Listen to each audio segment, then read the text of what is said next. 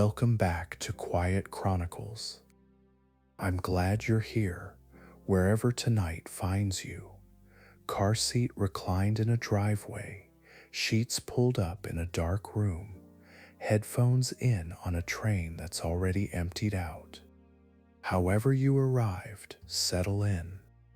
Let your shoulders drop from wherever they've been holding on. Let your breathing slow to something closer to the pace this story is about to take. There's nowhere else you need to be tonight, and nothing here will ask anything of you except your attention, loosely held. Because tonight we're going back to a small room in London in the year 1600, where a handful of merchants signed their names to a charter for a trading company that almost nobody thought would matter. If Quiet Chronicles has become part of your nights, a like or a subscribe helps more than you'd think, and sharing it with someone who needs better sleep costs you nothing. If you'd like to support the channel further, there's a Patreon link waiting in the description. That company outlived kings. It raised its own armies. And somehow, from that one quiet signature, an empire on which the sun would never set began. Chapter 1: A Charter and a Queen. England in the last years of the 16th century was a small, damp island nation with an outsized appetite for the world. Spain held the treasure of the Americas. Portugal held the spice routes to the east. Elizabeth IV, watching both rivals grow fat on trade her own merchants could not touch, had spent decades encouraging her captains toward audacity instead of caution. Francis Drake had already shown what an English ship could do far from home. His circumnavigation of the globe, completed in 1580, brought back Spanish plunder and something more valuable than gold, proof that English vessels could cross oceans and return. The Queen knighted him aboard his own ship. It was a message aimed as much at Madrid as at Drake himself. Trade with Russia had opened first. The Muscovy Company, chartered in 1555, sent English wool and cloth north through Arctic waters to Archangel, then overland toward Moscow. It was a modest venture by later standards, dependent on ice-free months and the patience of Russian officials, but it taught London's merchants something essential. Charters granted by the Crown could turn private ambition into organized, protected enterprise. By the 1590s, English eyes had drifted further east, toward the Spice Islands the Portuguese had guarded for a century. Pepper, cloves, nutmeg, and cinnamon commanded extraordinary prices in London markets, prices that made the risk of a 2-year voyage seem almost reasonable. Dutch ships had already begun returning from the East Indies, loaded with cargo that turned modest investors into wealthy men. English merchants watched the profits cross the North Sea and grew impatient. A group of them met in London in September of 1599, in a hall belonging to the city's merchant class, to discuss raising money for a voyage of their own. They called themselves adventurers, a word that carried financial risk more than romance. Over the following months, they gathered subscriptions, ship by ship, pound by pound, until they had assembled enough capital to make the Crown take notice. On the last day of December in 1600, Elizabeth I signed a charter granting these merchants the exclusive right to trade east of the Cape of Good Hope and west of the Strait of Magellan.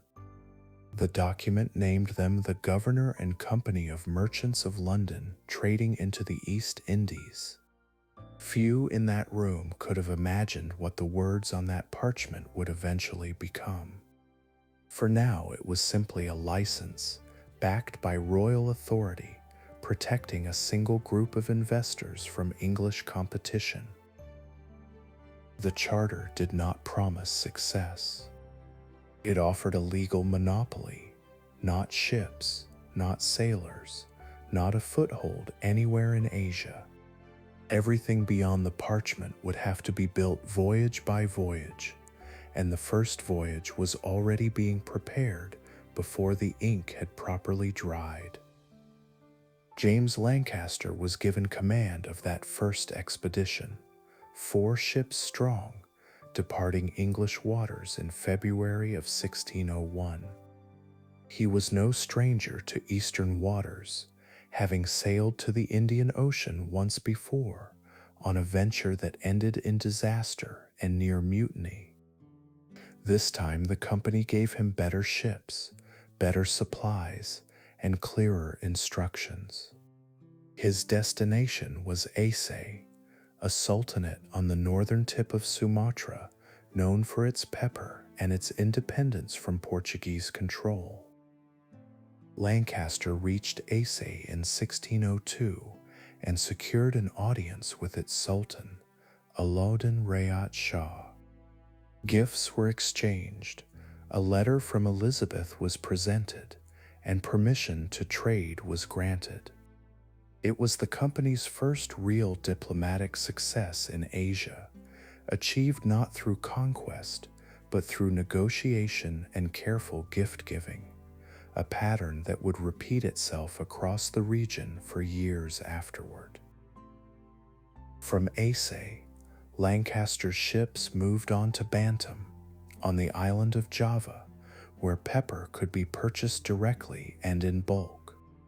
A trading post was established there, modest in size but permanent in intention, staffed by a handful of company men willing to live far from home for years at a stretch. Bantam would remain a crucial English foothold in the spice trade for decades, long after grander ambitions had shifted elsewhere.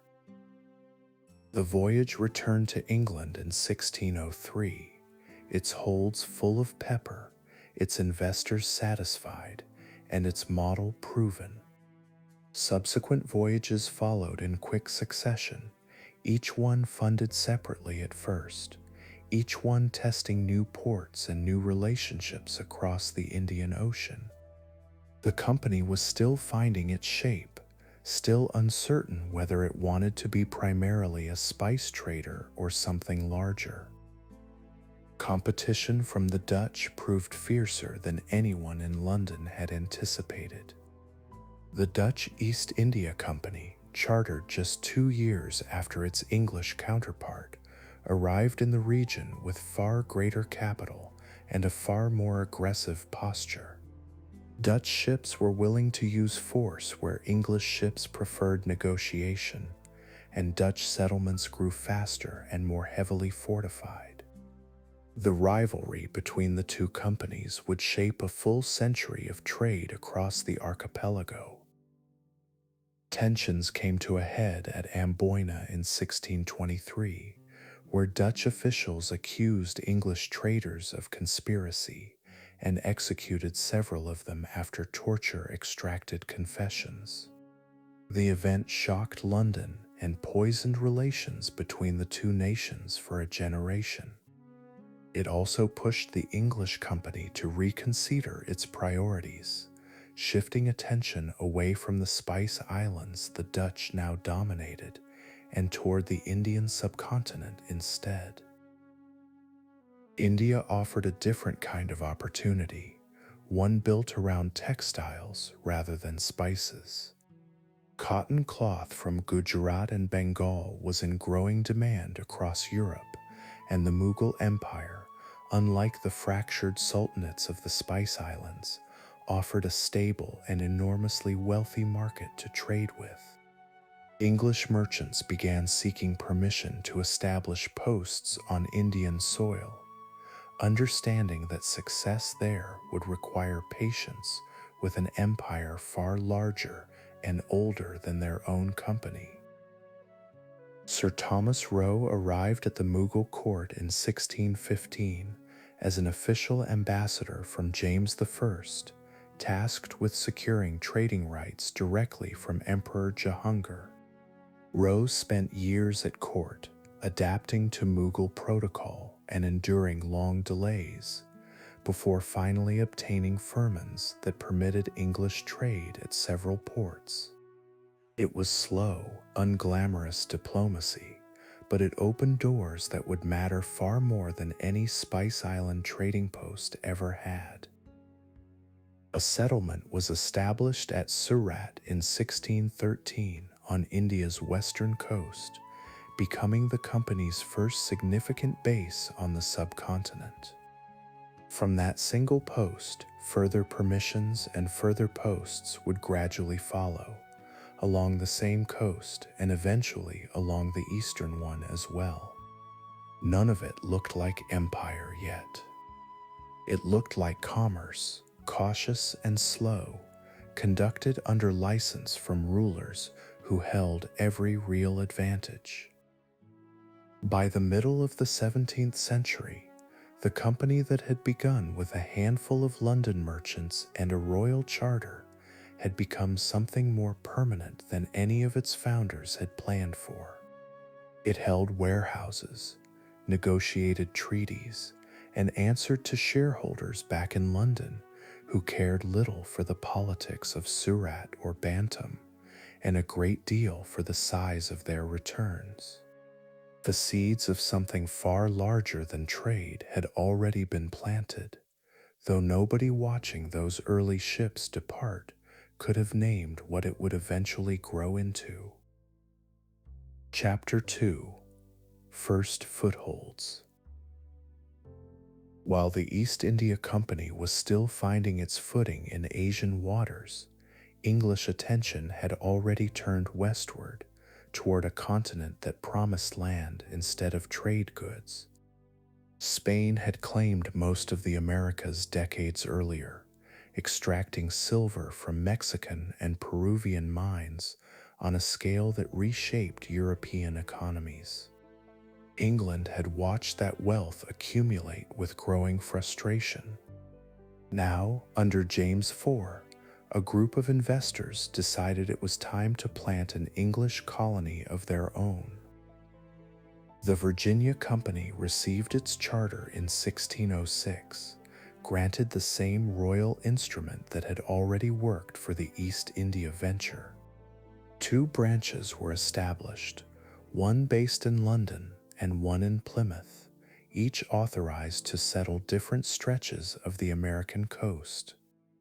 Investors hoped for gold, or at least a passage through to the Pacific.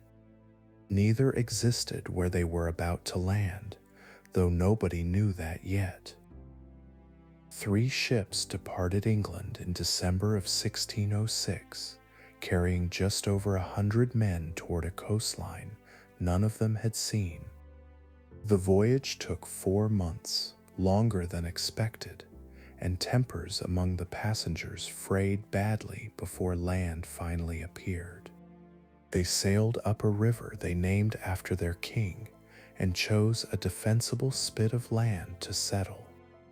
It was swampy, mosquito-ridden, and poorly suited to farming, but it could be defended from a naval attack, and that mattered more to the company than soil quality.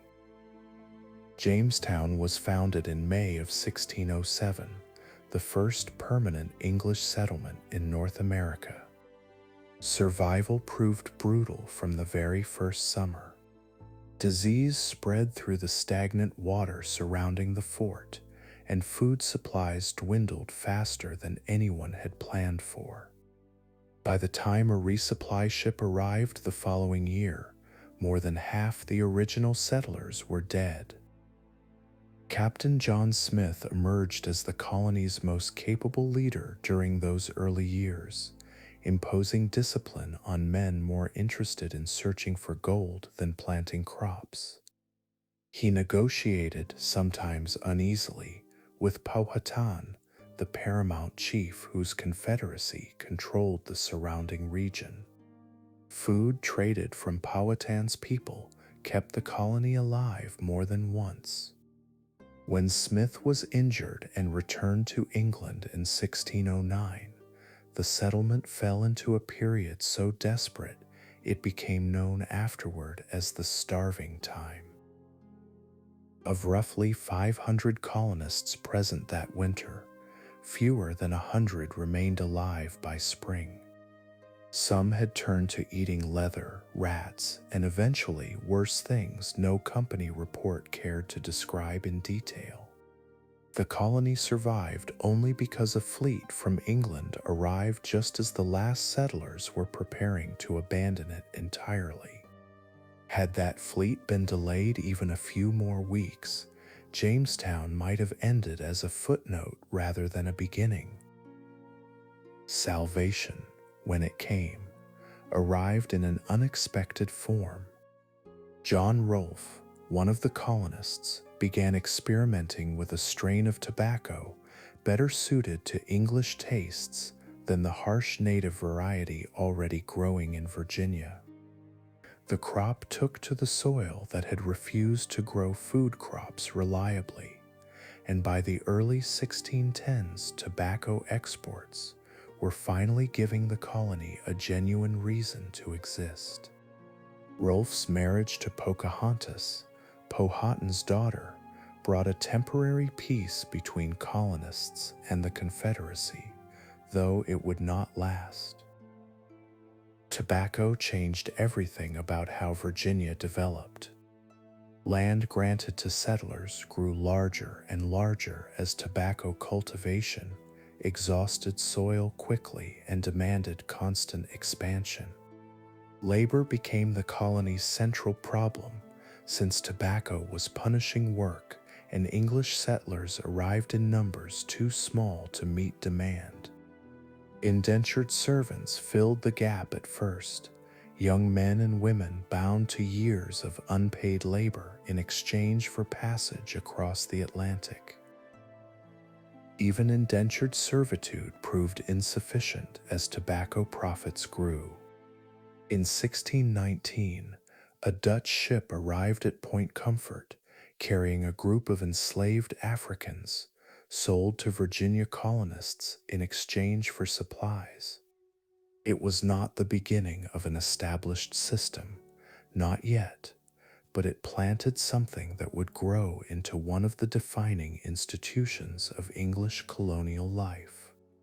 The full machinery of racial slavery would take decades more to harden into law, but its first thread had already been pulled into the fabric of Virginia.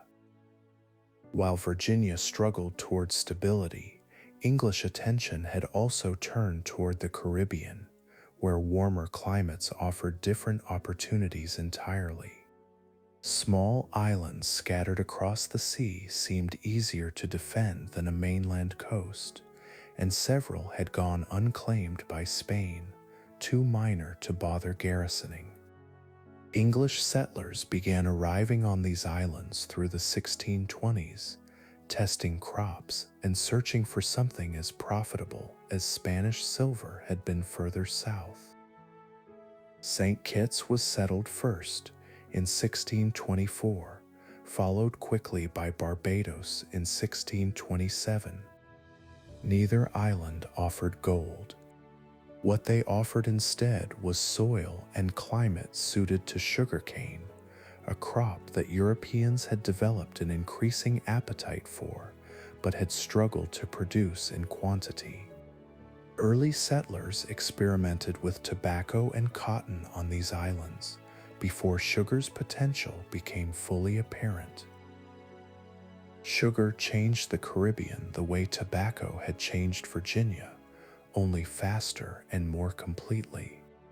Growing cane required intense, sustained labor, and processing it into refined sugar required capital for mills and boiling houses that few small farmers could afford alone. Plantations grew larger as a result, consolidating land that had once supported many small farms into estates controlled by a shrinking number of wealthy planters. Labor demands climbed sharply as this consolidation accelerated. Barbados became the testing ground for a labor system built almost entirely around enslaved Africans. By the 1640s, planters there had begun importing captives in numbers far exceeding anything Virginia had yet attempted. Dutch traders, already established along the West African coast, supplied much of this early traffic before English companies built their own infrastructure for the trade. Profits from sugar justified the investment in the planters' eyes, whatever the human cost. Conditions on Barbadian plantations were brutal even by the standards of the era. Mortality among enslaved workers ran high enough that planters often calculated it cheaper to work people to death and purchase replacements than to sustain a population through better treatment. This calculation, cold and explicit in surviving planter records, would echo across English Caribbean colonies for the next 2 centuries. Barbados, small as it was, became the model other islands imitated as sugar spread. The English crown, meanwhile, had begun paying closer attention to what these scattered colonies were producing. Customs duties on tobacco and sugar generated real revenue, and mercantilist policy increasingly treated colonies as sources of raw goods meant to enrich the mother country rather than independent settlements pursuing their own interests. Laws restricting colonial trade to English ships and English ports began appearing through the middle of the century. Virginia and Barbados, different as they were in climate and crop, were being drawn into the same imperial logic. By the 1650s, England held a scattered handful of American possessions: Virginia on the mainland, several Caribbean islands producing sugar, and smaller settlements further north along the Atlantic coast. None of them resembled an empire in any grand sense. They were separate ventures, each founded by different investors chasing different profits, tied together mainly by a shared crown and a shared willingness to extract labor from people who had never chosen to give it. What had begun as a search for gold and a passage to Asia had instead produced something else entirely: a template for extracting wealth from land and labor, an ocean away from London. Tobacco had taught the model, sugar had perfected it, and the enslaved Africans forced into both economies had paid its price. The company charters and royal patents that had launched these ventures gave little thought to where such a template might eventually lead. It would prove in time to be one of the most consequential decisions England ever allowed its merchants to make. Chapter 3: A Company Becomes a Power. Surat had given the East India Company its first real anchor on Indian soil, but an anchor was not the same thing as security. The post operated entirely at the pleasure of the Mughal Empire, an empire whose wealth and military reach dwarfed anything London could project into the region. Company factors, as these resident merchants were called, learned quickly that survival in India meant deference, patience, and an almost constant flow of gifts toward local officials. Every privilege they held could be withdrawn as easily as it had been granted. Emperor Jahangir ruled over a domain that stretched across most of the Indian subcontinent, its treasury filled by taxes on some of the richest agricultural land on earth. Compared to this, the English company was a minor curiosity, useful mainly for the European goods and occasional naval assistance it could offer. Sir Thomas Roe's years at court had secured trading rights, but those rights existed only because the emperor found them convenient. Nothing about the arrangement suggested equality between the two parties. Company factors at Surat spent their days managing a delicate balance of commerce and diplomacy. Cotton textiles, indigo, and saltpeter moved through the port in growing volumes, loaded onto company ships bound for London markets hungry for Indian cloth. Profits from these cargoes were substantial, but so were the local customs duties, bribes, and gifts required to keep officials cooperative.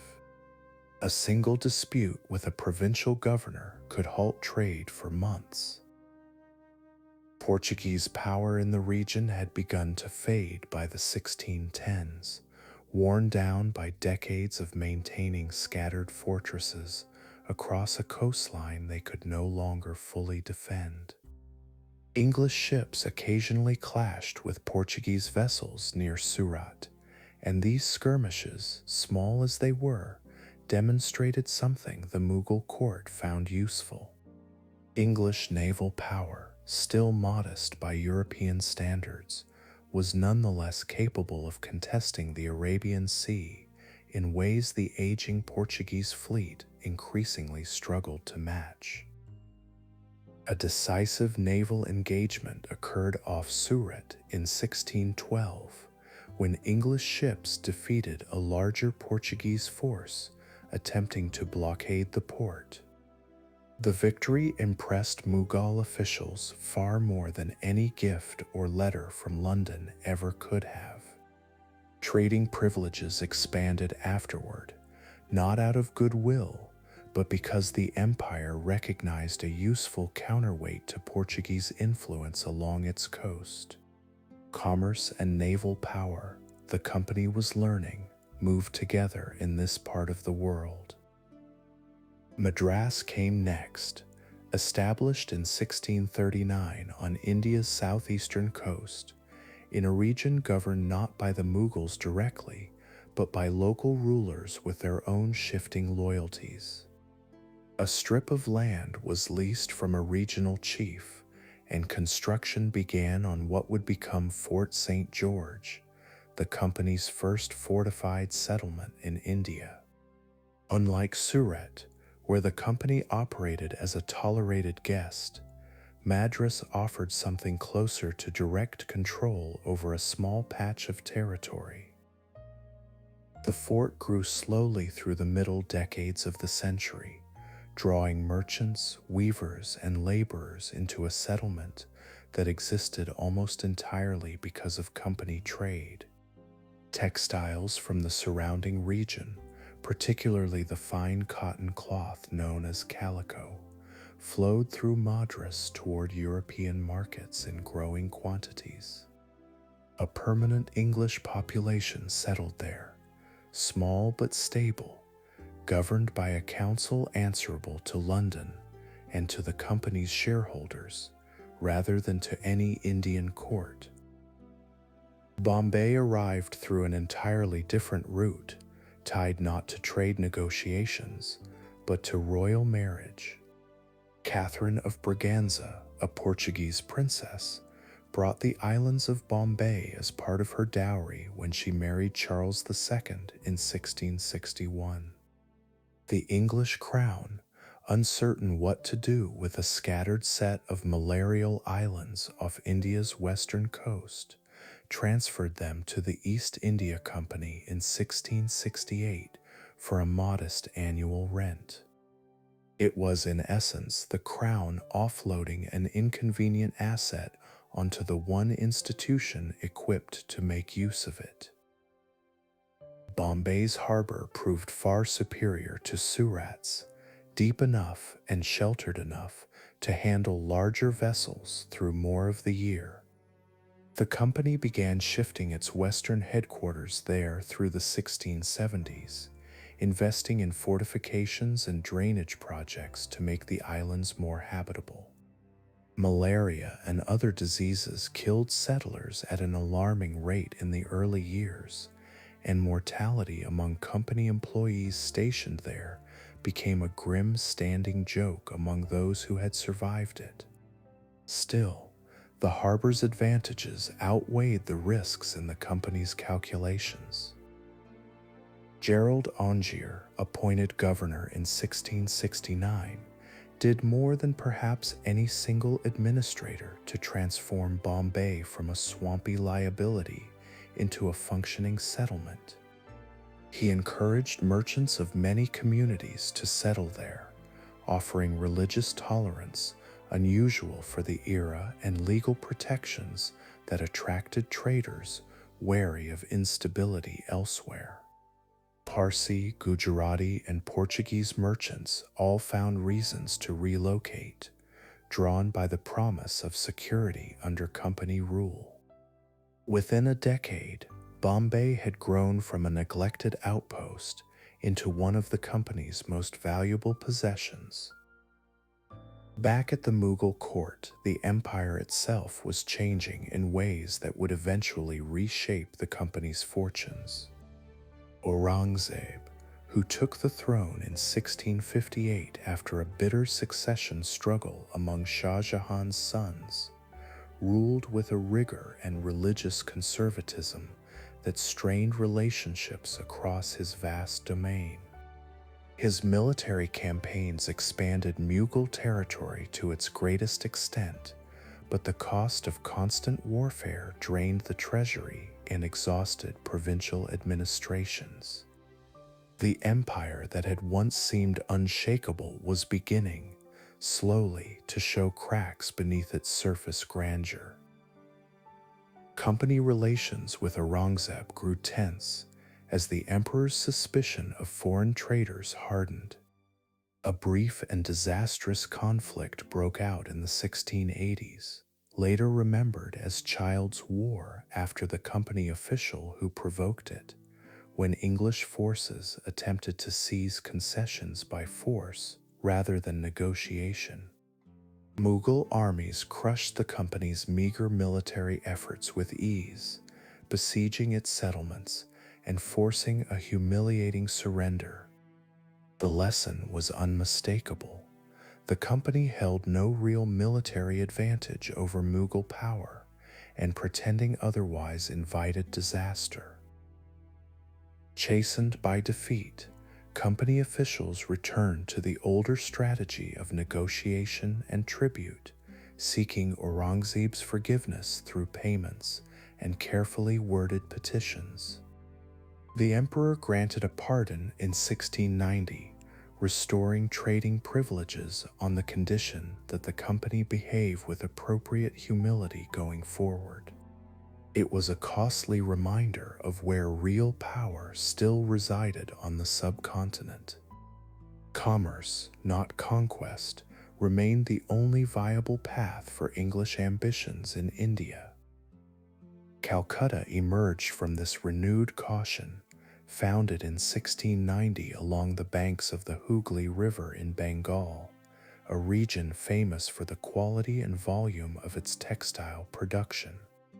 Job Charnock, the company agent responsible for the settlement, chose a site that offered river access and defensible ground rather than comfort or health. Malaria and heat made the location miserable for the Europeans stationed there, but Bengal's textile wealth made the discomfort worth enduring. Fort William rose there in the following years, completing the trio of major settlements alongside Madras and Bombay. By the close of the 17th century, the East India Company held 3 fortified footholds scattered along India's coastline, each one a center of trade rather than territory in any meaningful sense. Its profits came from cloth, indigo, and saltpeter rather than land taxes, and its survival still depended on the tolerance of Indian rulers far more powerful than any force London could send against them.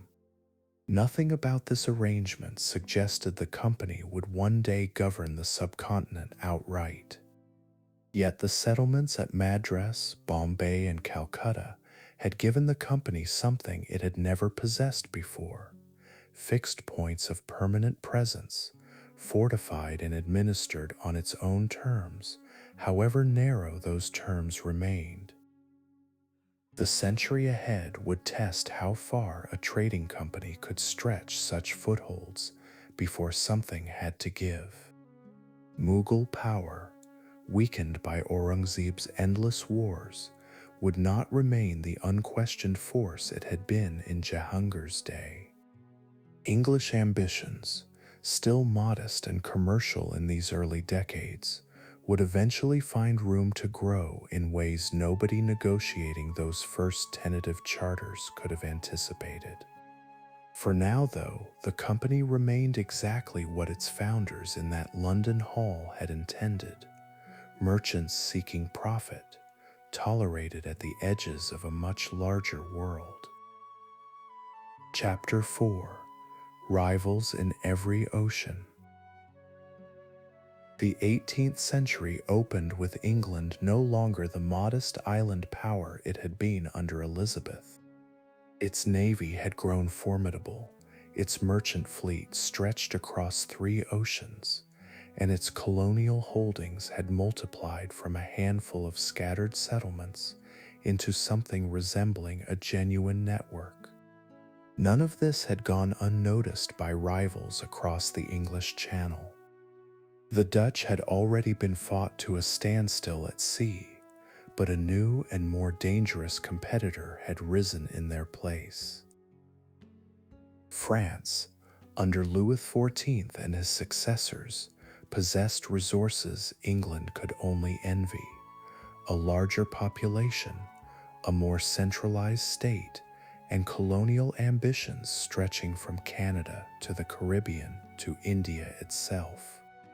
Where the Dutch had competed mainly through commerce, France competed through commerce backed by a standing army few European powers could match. The stage was being set for a rivalry that would play out not on a single battlefield, but across the entire globe, wherever the two empires happened to collide. Trouble had already flared decades earlier, in 3 separate wars fought against the Dutch through the middle of the 17th century.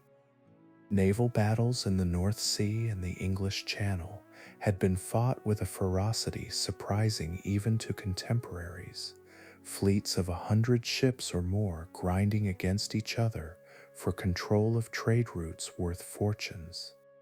England emerged from these wars with the upper hand, though not without cost, and Dutch commercial dominance began a slow, permanent decline. Amsterdam's merchants never fully recovered the primacy they had once held. By the time French rivalry replaced Dutch rivalry as England's chief concern, the pattern of global conflict had already been established. Wars declared in Europe rippled outward into colonial territories almost immediately, since both powers held possessions worth fighting over on nearly every continent. A skirmish in the Ohio Valley could trigger consequences in Bengal. This was warfare on a scale no earlier century had attempted, fought simultaneously across oceans that took months to cross by ship. North America bore the earliest brunt of this rivalry. French territory stretched in a long arc from Quebec down through the Great Lakes and along the Mississippi toward Louisiana, hemming in the more densely populated English colonies along the Atlantic seaboard. Both powers courted Native American allies whose support could tip the balance of any regional conflict. Trade goods, muskets, and diplomatic gifts flowed toward tribal leaders whose loyalty neither empire could fully secure. The Caribbean presented a different theater entirely, one measured in sugar rather than furs. French islands like Saint-Domingue and Martinique rivaled English Barbados and Jamaica in wealth, their plantations worked by enslaved populations even larger than those on English soil. Naval squadrons patrolled these waters constantly, since a captured sugar convoy could ruin a nation's finances as surely as a lost battle on land. Privateers from both sides preyed on merchant shipping whenever formal war broke out, and sometimes when it hadn't. India, though, would prove the theater where this rivalry reached its most consequential conclusion.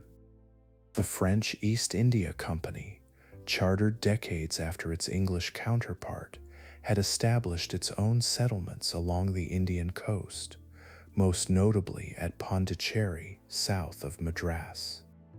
For years, the two companies had coexisted uneasily, each pursuing its own trade while eyeing the other with suspicion. That uneasy coexistence collapsed once war in Europe gave both sides justification for open conflict. Joseph François Dupleix, the ambitious French governor at Pondicherry, saw an opportunity that few of his contemporaries had recognized. Mughal authority across southern India had fractured badly by the 1740s, leaving regional nawabs and local rulers to fight among themselves for territory and legitimacy. Dupleix began intervening in these succession disputes, backing candidates favorable to French interests and lending French-trained troops to tip the balance in their favor. It was a strategy of remarkable audacity, turning a trading company into a genuine political power broker. English company officials watched this strategy with alarm, recognizing that a French-dominated southern India would strangle their own trade. Among the men who understood the stakes most clearly was a young company clerk named Robert Clive, who had arrived in Madras with modest expectations and found himself instead drawn toward military command. Clive possessed neither formal military training nor particularly refined manners, but he had a gambler's instinct for risk and a talent for inspiring loyalty in the soldiers under him. Clive's opportunity came at Arcot in 1751 when he led a small force to seize the town and hold it against a much larger besieging army allied with French interests. The siege lasted weeks, conditions inside the fort growing desperate as supplies dwindled and casualties mounted. Clive held the position anyway, refusing to surrender even when his garrison shrank to a fraction of its original size.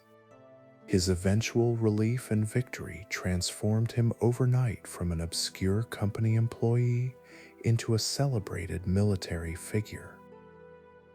Dupleix's fortunes declined sharply in the years that followed Arcot. The French government, growing wary of the costs his political interventions demanded, recalled him to France in 1754, ending his ambitious project of French dominance across southern India. English influence expanded steadily into the vacuum left behind. The company had won for now, though the larger contest between England and France was far from settled. That larger contest erupted fully with the outbreak of the 7 Years' War in 1756, a conflict so vast in scope that later historians would call it the First True World War.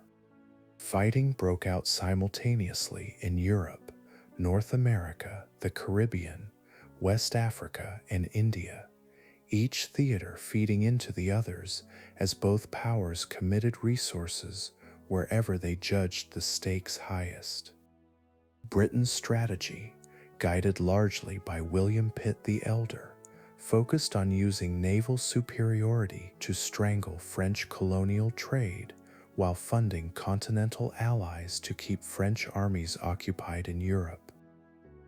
Bengal became the unexpected flashpoint that would define the war's Indian theater.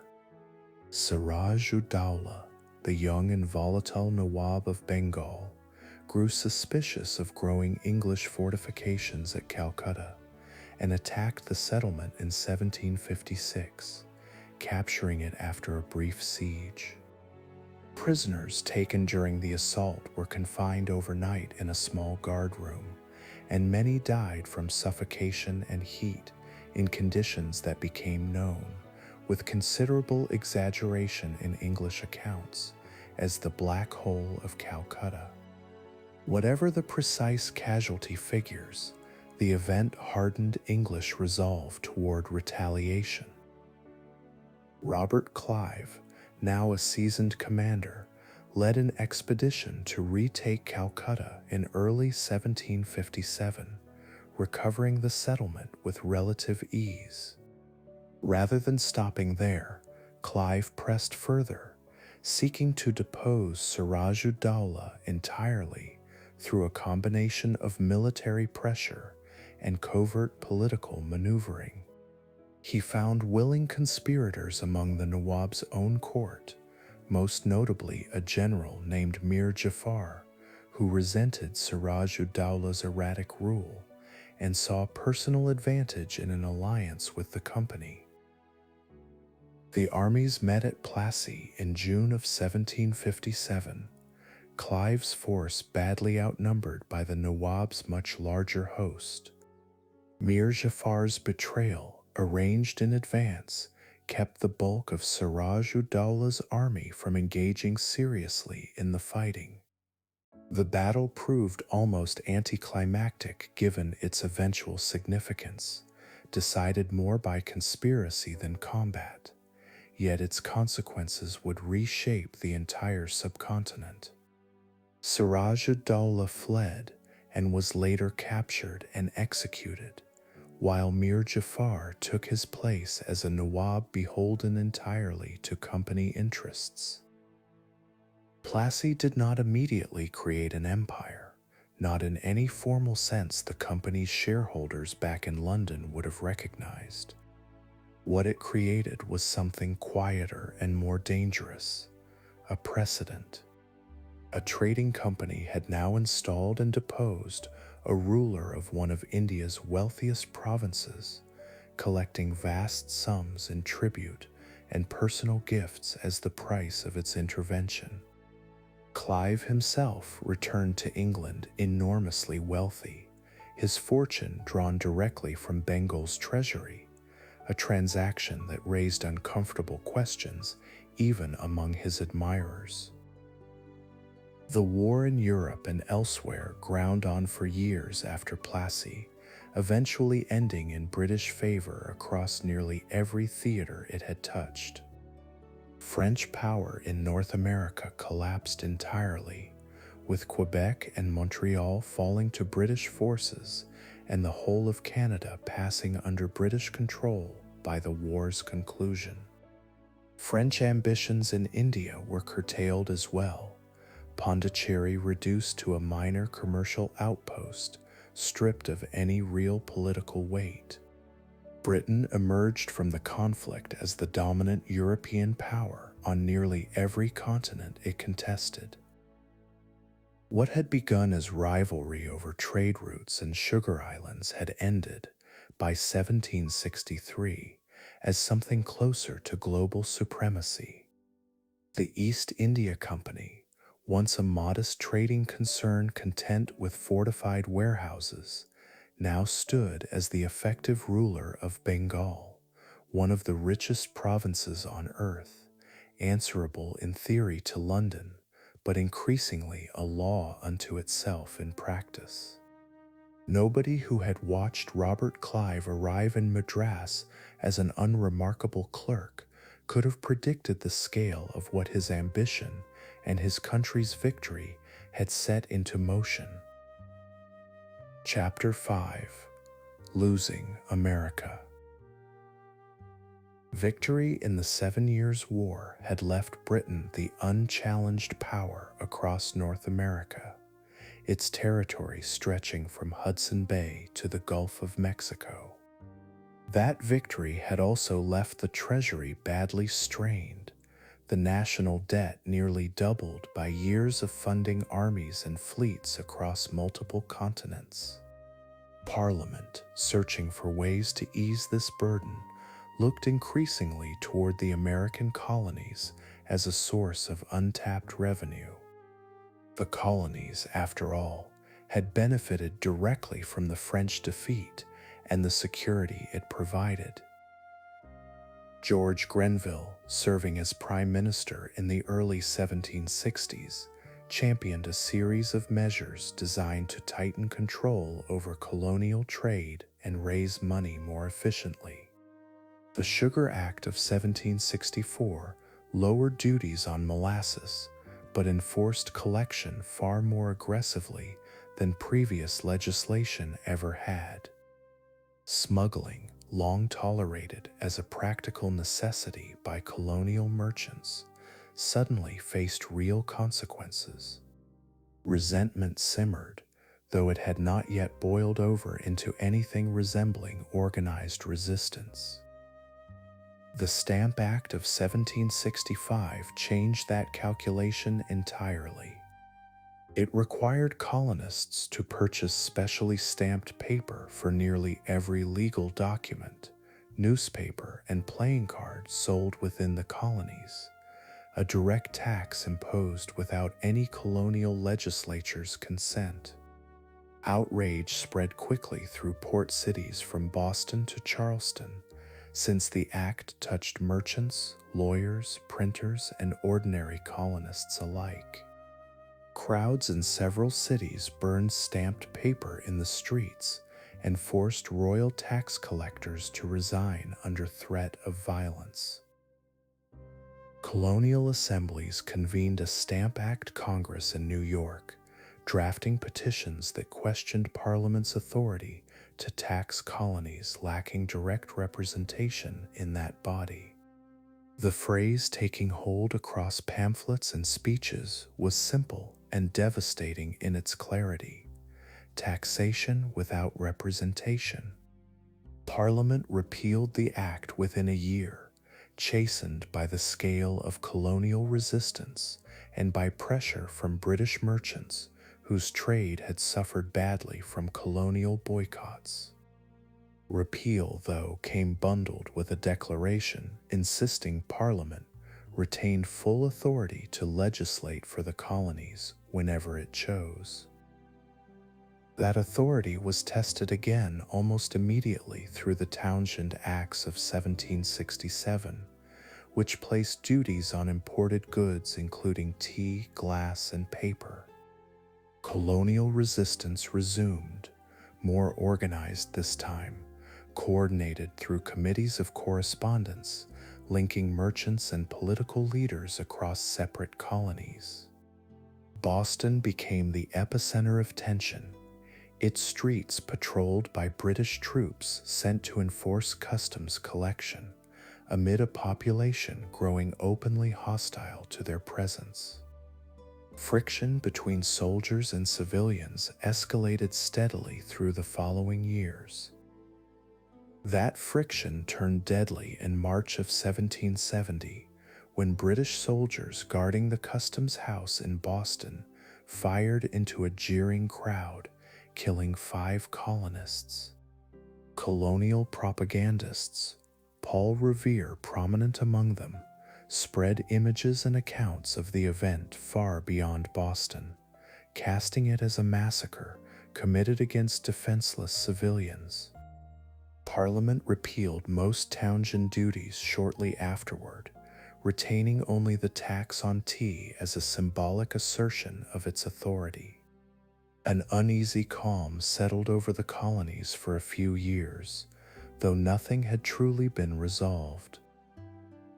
Tea itself became the flashpoint that reignited the crisis. Parliament's Tea Act of 1773 intended mainly to rescue the financially troubled East India Company by granting it a monopoly on colonial tea sales, struck colonists as yet another example of taxation imposed without their consent.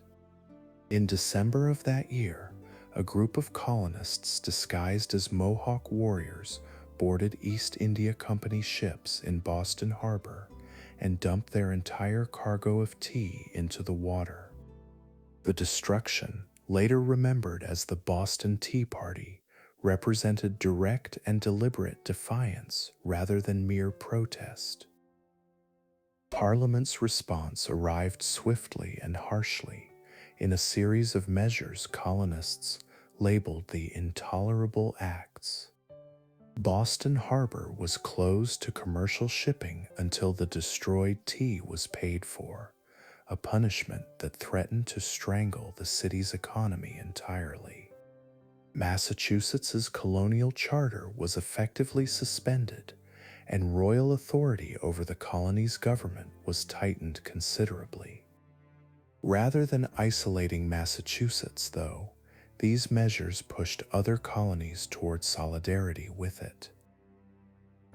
Delegates from 12 colonies gathered in Philadelphia in September of 1774, forming a Continental Congress to coordinate a unified response to British policy. Petitions were drafted appealing directly to the king, while boycotts of British goods were organized on a scale far exceeding earlier efforts. Militia companies across Massachusetts and neighboring colonies began drilling and stockpiling weapons, anticipating that words alone would not resolve the widening rift. Neither side, in truth, seemed willing to back down from positions that had hardened considerably over the preceding decade. Armed conflict finally broke out in April of 1775, when British troops marching to seize colonial weapons stores clashed with militia at Lexington and Concord outside Boston. Shots fired that morning, their origins still disputed by historians, marked the moment political crisis became open war. Colonial militia harassed the retreating British column mercilessly along its route back to Boston, inflicting casualties that shocked officers who had expected an easy show of force. Word of the fighting spread through the colonies within days, rallying volunteers toward Boston from every direction. The Second Continental Congress, convening shortly afterward, took the momentous step of organizing a unified Continental Army, placing George Washington in command. Washington, a Virginia planter with military experience from the earlier war against France, brought discipline and quiet determination to a force that was, in its earliest months, barely more than an armed mob surrounding Boston. Independence itself remained a contested idea even among colonial leaders, many of whom still hoped for reconciliation rather than a permanent break from the crown. That hope collapsed by the summer of 1776, as fighting spread and reconciliation seemed increasingly impossible.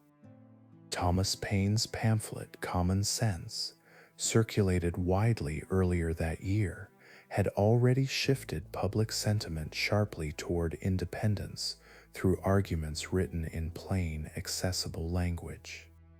The Continental Congress formally adopted the Declaration of Independence on the 4th of July, severing legal ties to Britain and asserting the colonies as free and sovereign states. Washington's army, meanwhile, faced a string of demoralizing defeats around New York that summer against a British force vastly better equipped and trained. The war that followed dragged on for years, its fortunes shifting dramatically between both sides. American forces suffered devastating losses through 1776 and much of 1777, retreating repeatedly and struggling to keep an army intact through brutal winters with inadequate supplies. Valley Forge, where Washington's army wintered in 1777 and 1778, became a symbol of endurance amid near starvation and disease that killed soldiers by the hundreds. Yet the army survived, emerging in spring better trained through the efforts of foreign officers like Baron von Steuben.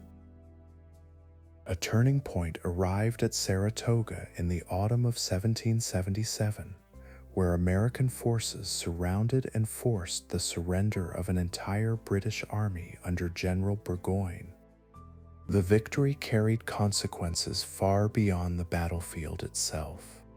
France, eager for revenge after its humiliation in the earlier war with Britain, saw in Saratoga proof that American independence was a viable cause worth supporting openly.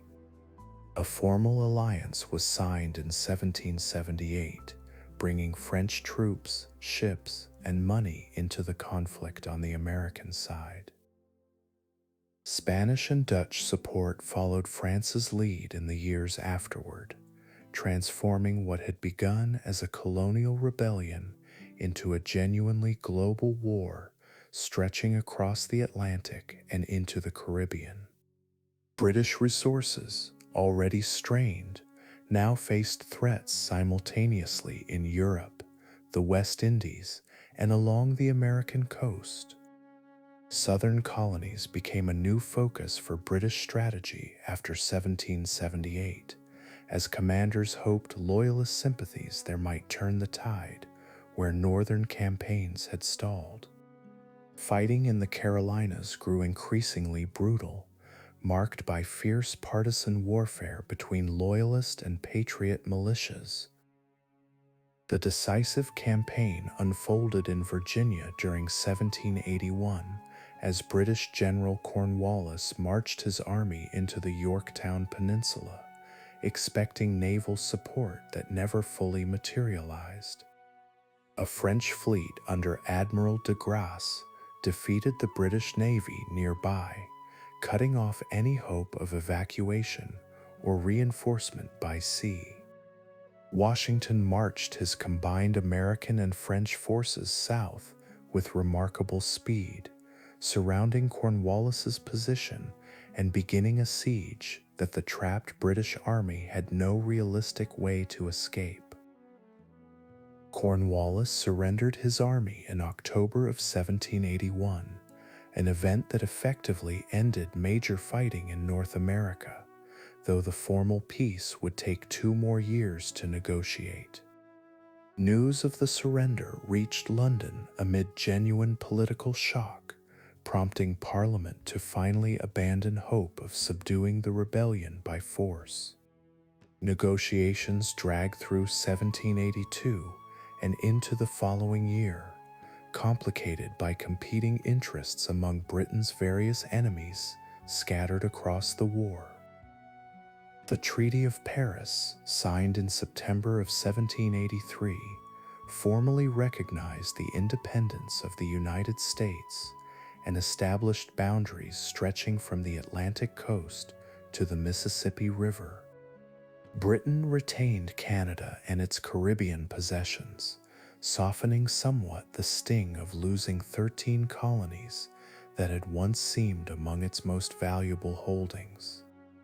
The loss forced a genuine reckoning within British political circles about the nature of empire itself, questions about representation, taxation, and colonial governance that would echo through every territory Britain still governed.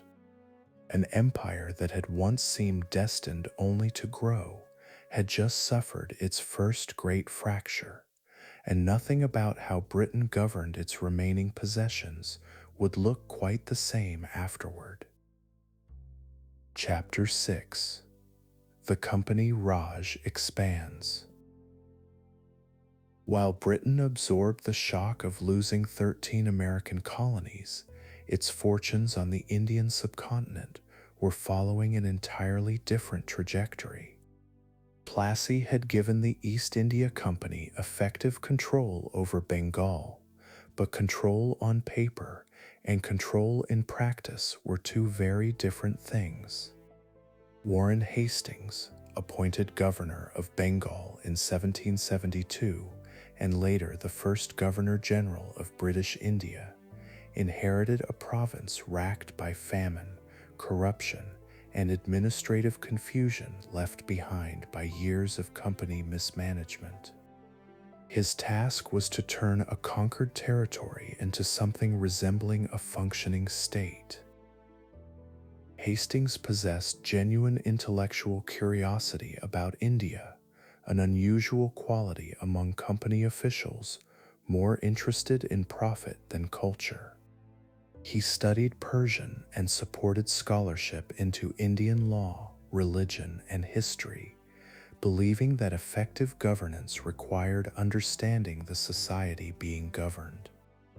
This curiosity did not, however, translate into gentleness where company interests were concerned.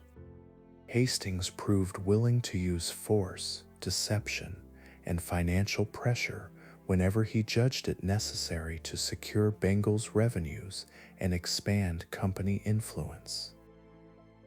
Bengal itself had been devastated by famine in 1770, a catastrophe that killed perhaps a third of the province's population, while company revenue collection continued largely unabated. Reports of the famine's severity reached London and provoked genuine alarm among shareholders and Parliament alike, since a company extracting wealth from a starving population made for uncomfortable reading. Hastings implemented reforms meant to stabilize tax collection and reduce the worst abuses of local revenue officials. Whether these reforms reflected genuine humanitarian concern or simple economic pragmatism remained a matter later historians would debate without ever fully resolving. Financial troubles back in London complicated Hastings's task considerably. The East India Company, despite ruling over one of the richest provinces in Asia, found itself perilously close to bankruptcy by the mid-1770s, its debt so severe that Parliament was forced to intervene with a loan to keep it solvent. This intervention came with strings attached. The Regulating Act of 1773 established government oversight of company affairs for the first time, creating a Supreme Court in Calcutta and placing Hastings under the authority of a council whose members did not always share his judgment. Conflict within that council grew bitter almost immediately, particularly between Hastings and a fellow councillor named Philip Francis, whose personal animosity toward the governor bordered on obsession. The two men disagreed over nearly every major policy decision, their rivalry eventually escalating into a duel in which Hastings wounded Francis and very nearly ended his career outright. Francis returned to England still nursing his grievance, and it was largely his testimony and lobbying that would fuel Hastings's eventual impeachment years later. Company governance, it was becoming clear, could be as treacherous as any battlefield. Beyond Bengal's borders, southern and western India presented challenges of an entirely different character. The Maratha Confederacy, a loose alliance of Hindu warrior states that had risen to prominence as Mughal authority crumbled, controlled vast stretches of territory across central and western India. Unlike the fractured Nawabs the company had outmaneuvered in Bengal, the Marathas fielded disciplined cavalry and artillery capable of genuine resistance. War against them, when it came, would prove far costlier than anything Clive had faced at Plassey. The First Anglo-Maratha War broke out in 1775, triggered by company involvement in a succession dispute within the Confederacy. Company forces, overconfident after earlier victories elsewhere in India, suffered a humiliating defeat at Wadgaon in 1779, forced into a treaty so unfavorable that Hastings refused to honor its terms once reinforcements arrived. Fighting dragged on inconclusively for years afterward, draining resources on both sides without producing a decisive outcome. Peace finally came in 1782, restoring roughly the territorial arrangements that had existed before the war began. Mysore, in southern India, posed yet another formidable challenge under the leadership of Hyder Ali and later his son Tipu Sultan. Hyder Ali had built one of the most modern and disciplined armies in India, equipped with French-trained artillery and infantry that outmatched most company forces sent against it. War broke out between Mysore and the company in 1767, the first of 4 conflicts that would stretch across 3 decades. Company forces suffered repeated setbacks, and Hyder Ali twice marched his armies to the very gates of Madras itself, forcing humiliating negotiations. Tipu Sultan inherited both his father's throne and his father's war upon Hyder Ali's death in 1782, continuing the resistance with a ferocity that made him one of the company's most formidable Indian adversaries. He fortified his capital at Seringapatam, corresponded with French officials seeking military alliance, and styled himself with grand titles, reflecting ambitions that extended well beyond simply defending his own kingdom. Company officials in London and Calcutta viewed him with a mixture of respect and genuine alarm, aware that Mysore represented a threat unlike any other Indian power they had yet confronted. Meanwhile, scandal surrounding Hastings's governance had followed him back to England upon his retirement in 1785. Edmund Burke, the celebrated parliamentary orator, led an effort to impeach Hastings before the House of Lords, accusing him of corruption, extortion, and abuse of power during his years governing Bengal. The trial, which began in 1788, became one of the most sensational political spectacles of the era, stretching across 7 years of testimony, argument, and public fascination. Burke's speeches, delivered with tremendous rhetorical force, painted Hastings as the embodiment of everything corrupt about company rule in India. Hastings was ultimately acquitted in 1795, the charges against him unproven to the satisfaction of the Lords, though the trial had permanently damaged his reputation and drained his personal finances. More significantly, the impeachment established a lasting principle in British political culture, that company officials in India were answerable to standards of conduct enforceable back in London, however imperfectly those standards might actually be applied. Governance of India, whatever the company's charter technically claimed, was becoming a matter of national concern rather than private commercial enterprise. Lord Cornwallis, the same general who had surrendered at Yorktown just a few years earlier, arrived in India in 1786 to serve as Governor-General, tasked with reforming a system that scandal had left badly tarnished.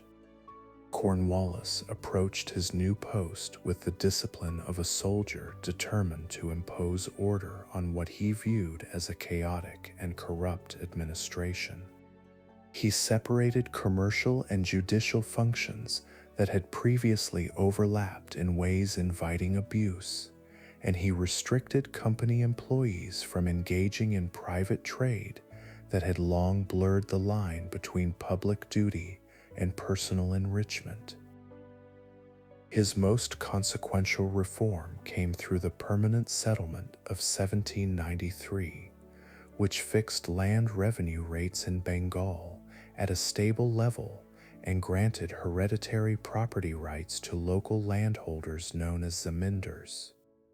Cornwallis believed this arrangement would create a class of landed gentry loyal to British rule, modeled loosely on the English aristocracy he understood from home.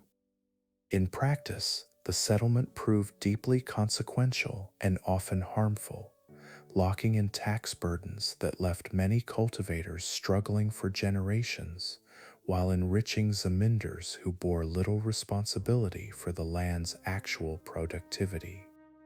Its effects would outlast the company itself by many decades.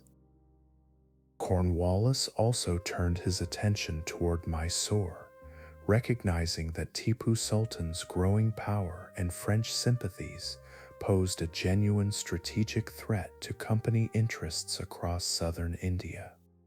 War broke out again in 1790, this time with Cornwallis personally leading company forces in alliance with the Marathas and the Nizam of Hyderabad, both wary of Tipu's ambitions in their own right.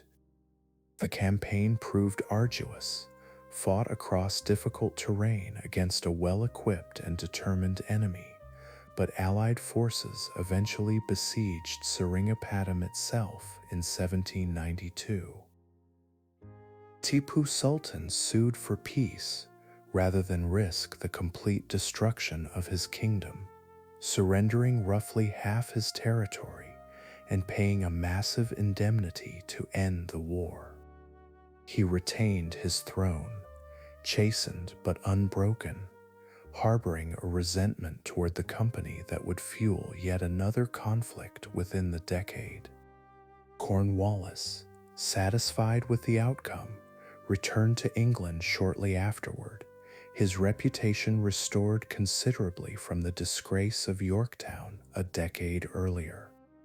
The company's territorial reach across India had expanded again, incrementally but unmistakably, through each of these successive conflicts.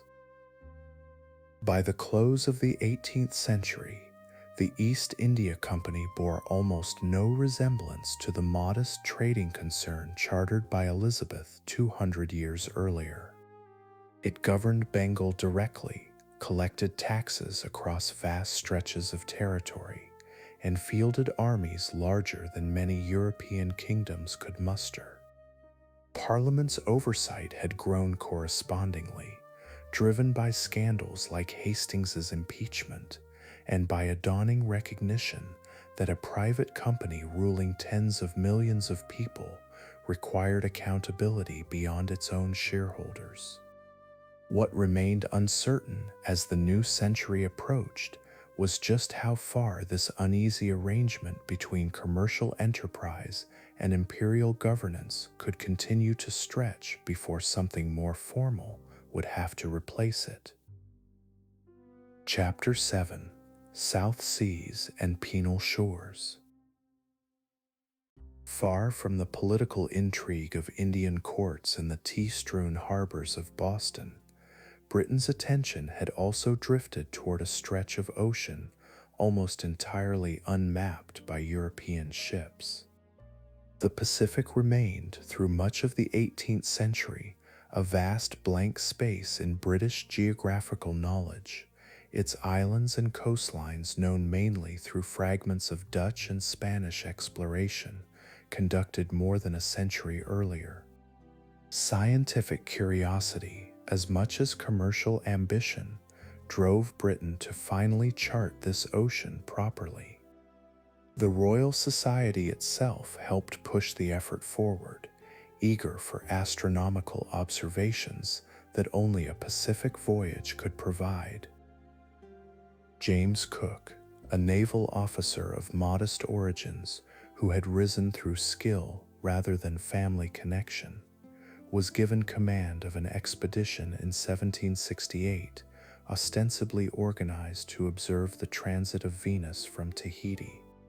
Cook's ship, the Endeavour, carried astronomers and naturalists alongside its regular crew, reflecting an expedition designed for scientific discovery as much as naval reconnaissance.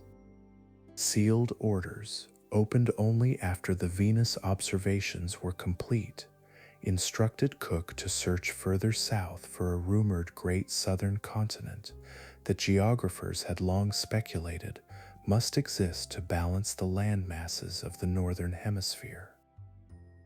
Cook found no such continent, but what he found instead proved far more consequential.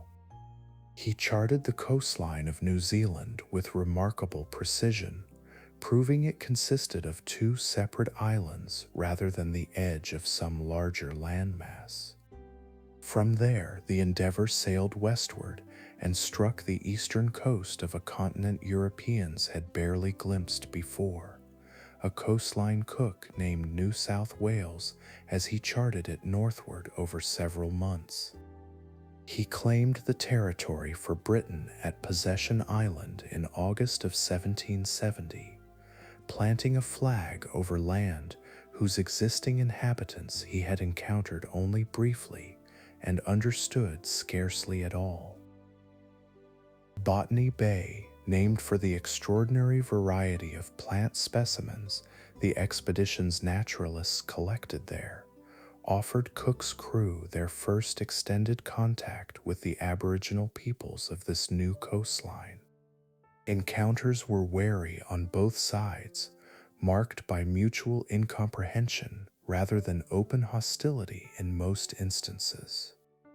Cook's journals recorded admiration for aspects of Aboriginal life, even as they revealed a fundamental failure to grasp the complexity of the societies his voyage had stumbled upon. He sailed onward without establishing any permanent settlement, the continent's fate left undecided for another 18 years. Cook returned to the Pacific twice more before his death, each voyage adding further detail to European knowledge of the ocean's geography. His second expedition circled close to Antarctica without sighting it, finally dispelling any lingering belief in a habitable southern continent.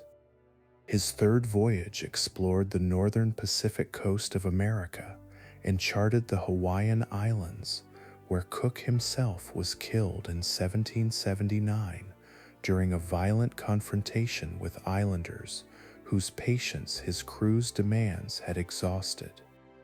His death, reported with genuine shock back in Britain, only heightened the near mythical status his voyages had already achieved. Back in Britain, an entirely separate crisis was creating urgent pressure to make use of Cook's discoveries. The loss of the American colonies had eliminated a destination that British courts had relied upon for decades, the practice of transporting convicted criminals across the Atlantic to serve their sentences as indentured laborers. With that outlet closed, British prisons and decommissioned ships, grim floating hulks moored in the Thames, grew dangerously overcrowded with convicts serving sentences nobody quite knew how to enforce anymore. Parliament debated various solutions before settling on the distant coastline Cook had charted more than a decade earlier. New South Wales offered the advantage of extreme distance, a colony so remote that escape or return to Britain would prove virtually impossible for convicts sent there. It also offered, in theory, the chance to establish a strategic outpost in a region no rival European power currently controlled. Whatever the mixture of motives, the decision was made and preparations began for an expedition unlike anything Britain had previously attempted. Arthur Phillip was chosen to command this expedition and to serve as the colony's first governor, a naval officer whose steady temperament suited the enormous uncertainty of the task ahead. 11 ships, carrying roughly 1,000 convicts along with marines, officials, and supplies, departed Portsmouth in May of 1787, bound for a coastline none of them had ever seen. The voyage stretched across 8 months and more than 15,000 miles, one of the longest sea journeys yet attempted by a fleet of this size. Remarkably few lives were lost along the way, a testament to Philip's careful management of provisions and discipline. The fleet reached Botany Bay in January of 1788, only to find the site less suitable for settlement than Cook's earlier descriptions had suggested.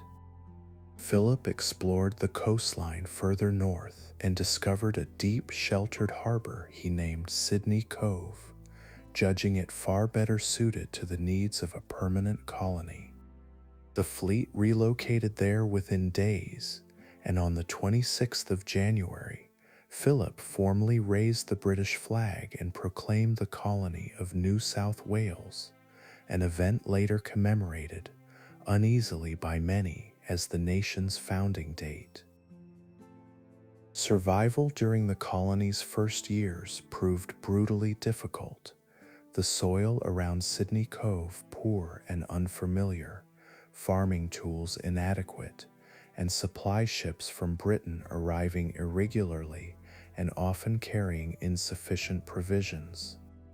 Starvation loomed seriously more than once, rations cut repeatedly as stores dwindled faster than anyone had planned for.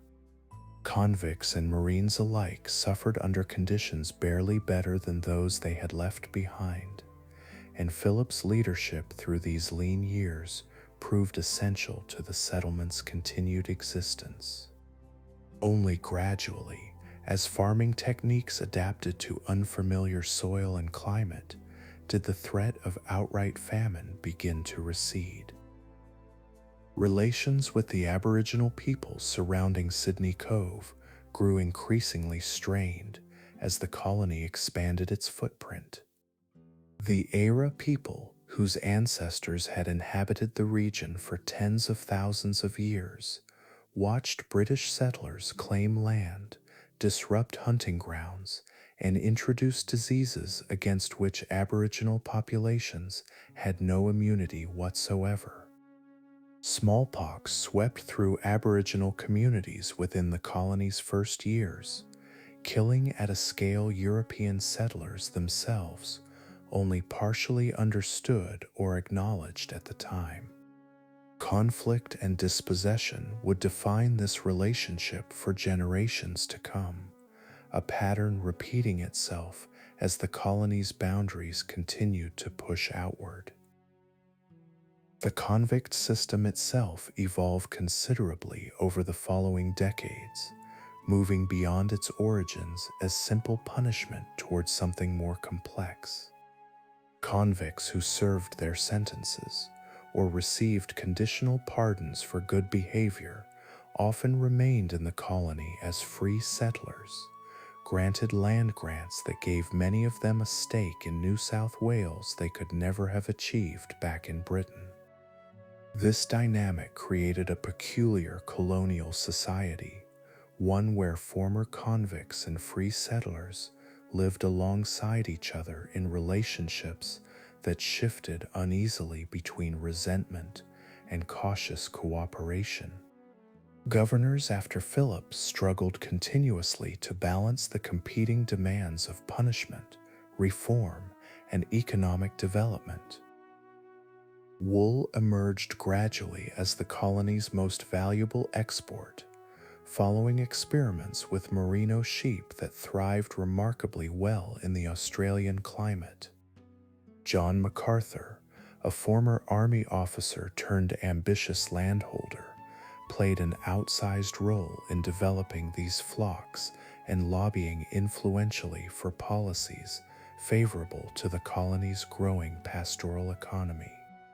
By the early 19th century, Wool exports had begun transforming New South Wales from a struggling penal outpost into a colony with genuine commercial prospects, attracting free settlers drawn by opportunity rather than sentence. Further exploration gradually revealed the true scale of the Australian continent, expeditions pushing inland across mountain ranges that had initially seemed to box the colony against the coast. New settlements followed along the coastline in the decades after Sydney's founding, in Tasmania, in what would become Victoria, and eventually along the western and southern coasts as well. Each new settlement repeated, in its own particular way, the same essential pattern established at Sydney Cove: dispossession of Aboriginal land, convict or free labor exploited for agricultural development, and a colonial economy increasingly oriented towards supplying raw materials back to Britain. New Zealand's fate unfolded on a somewhat different timeline, contact there remaining sporadic and largely commercial for decades after Cook's initial survey. Whalers, sealers, and missionaries established informal footholds along the coastline through the early 19th century, trading firearms and goods with Maori communities whose own intertribal conflicts were transformed dramatically by access to European weaponry. Formal British annexation would not arrive until decades later, arranged eventually through treaty rather than simple proclamation, a process that would prove far more contested and consequential than the founding of Sydney had been. By the early years of the 19th century, what Cook's voyages had begun as scientific curiosity had become something far more permanent and consequential. A continent whose existing inhabitants had lived undisturbed for tens of thousands of years now hosted a growing British colony, built initially from convict labor and expanding steadily through free settlement and pastoral wealth.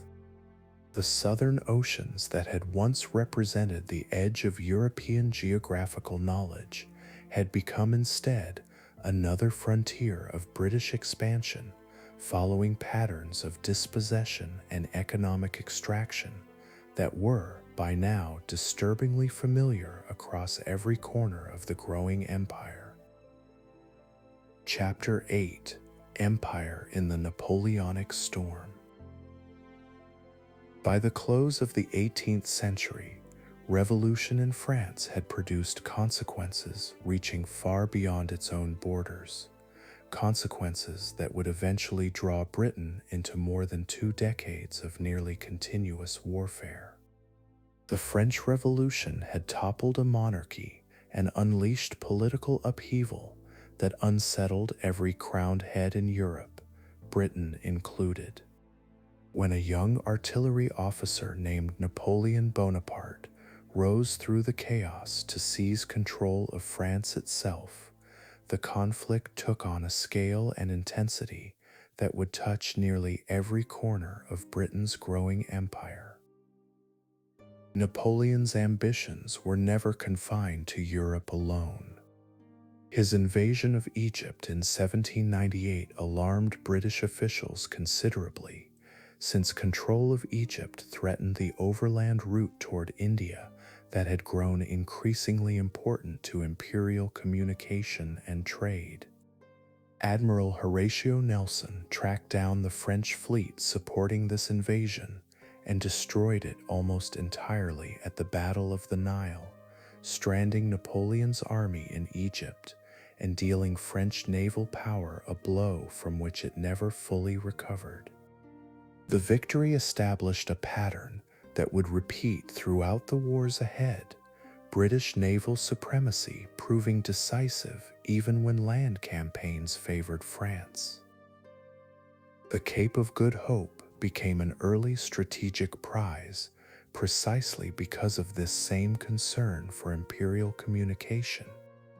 Dutch control of the Cape Colony, inherited from decades of Dutch East India Company settlement, had traditionally posed little threat to British interests, while the Netherlands remained neutral or friendly.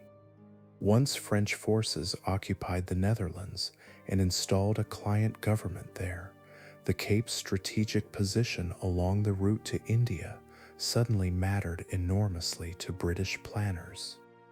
A British expedition seized the colony in 1795, returned it briefly under a peace settlement, then seized it again permanently in 1806, once war resumed. Dutch settlers at the Cape, known as Boers, found themselves abruptly transferred to British rule without any say in the matter whatsoever. Tensions between these Dutch-descended farmers and their new British administrators simmered from the very start, rooted in differences of language, religion, and deeply held attitudes toward land and labor. British reforms restricting the treatment of indigenous and enslaved populations struck many Boer farmers as intolerable interference in matters they considered strictly their own affair. These tensions would fester for decades, eventually erupting into conflicts far more consequential than anyone in 1806 could have anticipated. Malta presented a different sort of strategic prize, its position in the central Mediterranean, making it invaluable for any power seeking to control naval movement between European and North African coasts. The island had been ruled for centuries by the Knights of St. John before Napoleon seized it in 1798 on his way toward Egypt, evicting the knights and installing a French garrison. British forces, aided by a local uprising against French occupation, besieged and captured the island in 1800. Malta would remain under British control for more than a century and a half afterward, its harbor becoming one of the Royal Navy's most valuable Mediterranean bases. Naval supremacy, demonstrated already at the Nile, reached its most decisive expression at Trafalgar in 1805, off the southwestern coast of Spain. Napoleon had assembled a combined French and Spanish fleet, hoping to secure control of the English Channel long enough to launch an invasion of Britain itself. Nelson intercepted this combined fleet and destroyed it comprehensively, employing tactics that broke with conventional naval formation and threw the enemy line into chaos. Nelson himself was killed during the battle, struck by a sniper's bullet aboard his flagship, but his victory effectively ended any serious French hope of invading Britain by sea. Trafalgar's significance extended well beyond the immediate military outcome. With any invasion threat now neutralized for the remainder of the war, the Royal Navy was free to project power wherever British interests required it, seizing enemy colonies, protecting merchant shipping, and enforcing blockades against French trade almost without serious naval challenge. This dominance would prove instrumental in the string of colonial conquests Britain achieved over the following decade, as French and Allied territories around the globe fell to expeditions the Navy could now dispatch with relative confidence. The Caribbean saw considerable fighting as a direct consequence of this naval supremacy, Sugar Islands changing hands repeatedly as British forces targeted French, Dutch, and Spanish possessions whenever war status permitted. Trinidad fell to British forces in 1797, taken from Spain with minimal resistance. Other islands proved more contested, fought over across multiple campaigns as alliances shifted and reversed according to the broader currents of European diplomacy. Disease claimed as many British soldiers in these Caribbean campaigns as combat ever did. Yellow fever and malaria devastating garrisons stationed in the tropical heat. Southeast Asia and the Indian Ocean saw similar contests play out, though on a smaller scale than the Caribbean fighting.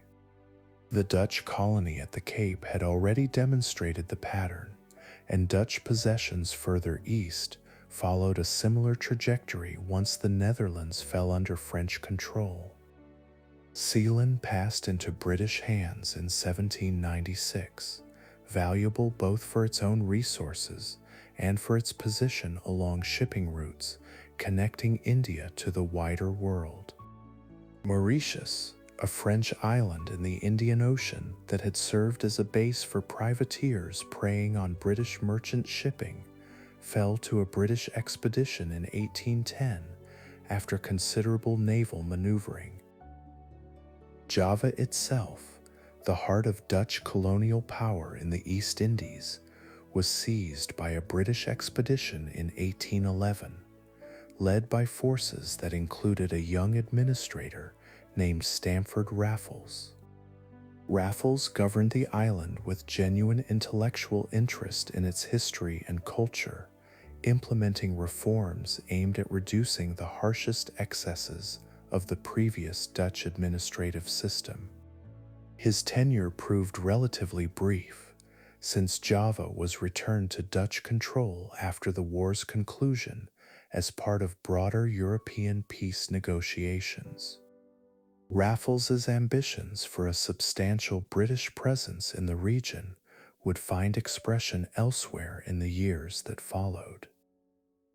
Back in Europe, the war's fortunes shifted dramatically depending on the year and the theater. Napoleon's continental dominance reached its height in the years following his victories at Austerlitz and Jena, crushing Austrian and Prussian armies and reorganizing much of Europe according to French interests.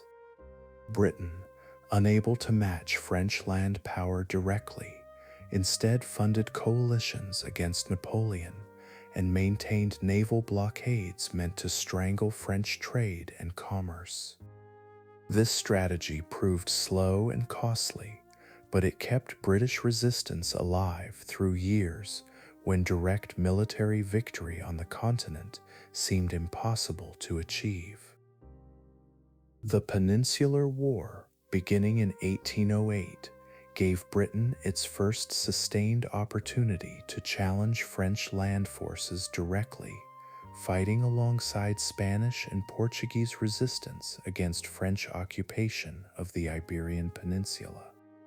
Arthur Wellesley, later known as the Duke of Wellington, commanded British forces through a grinding campaign that stretched across 6 years of difficult mountain warfare.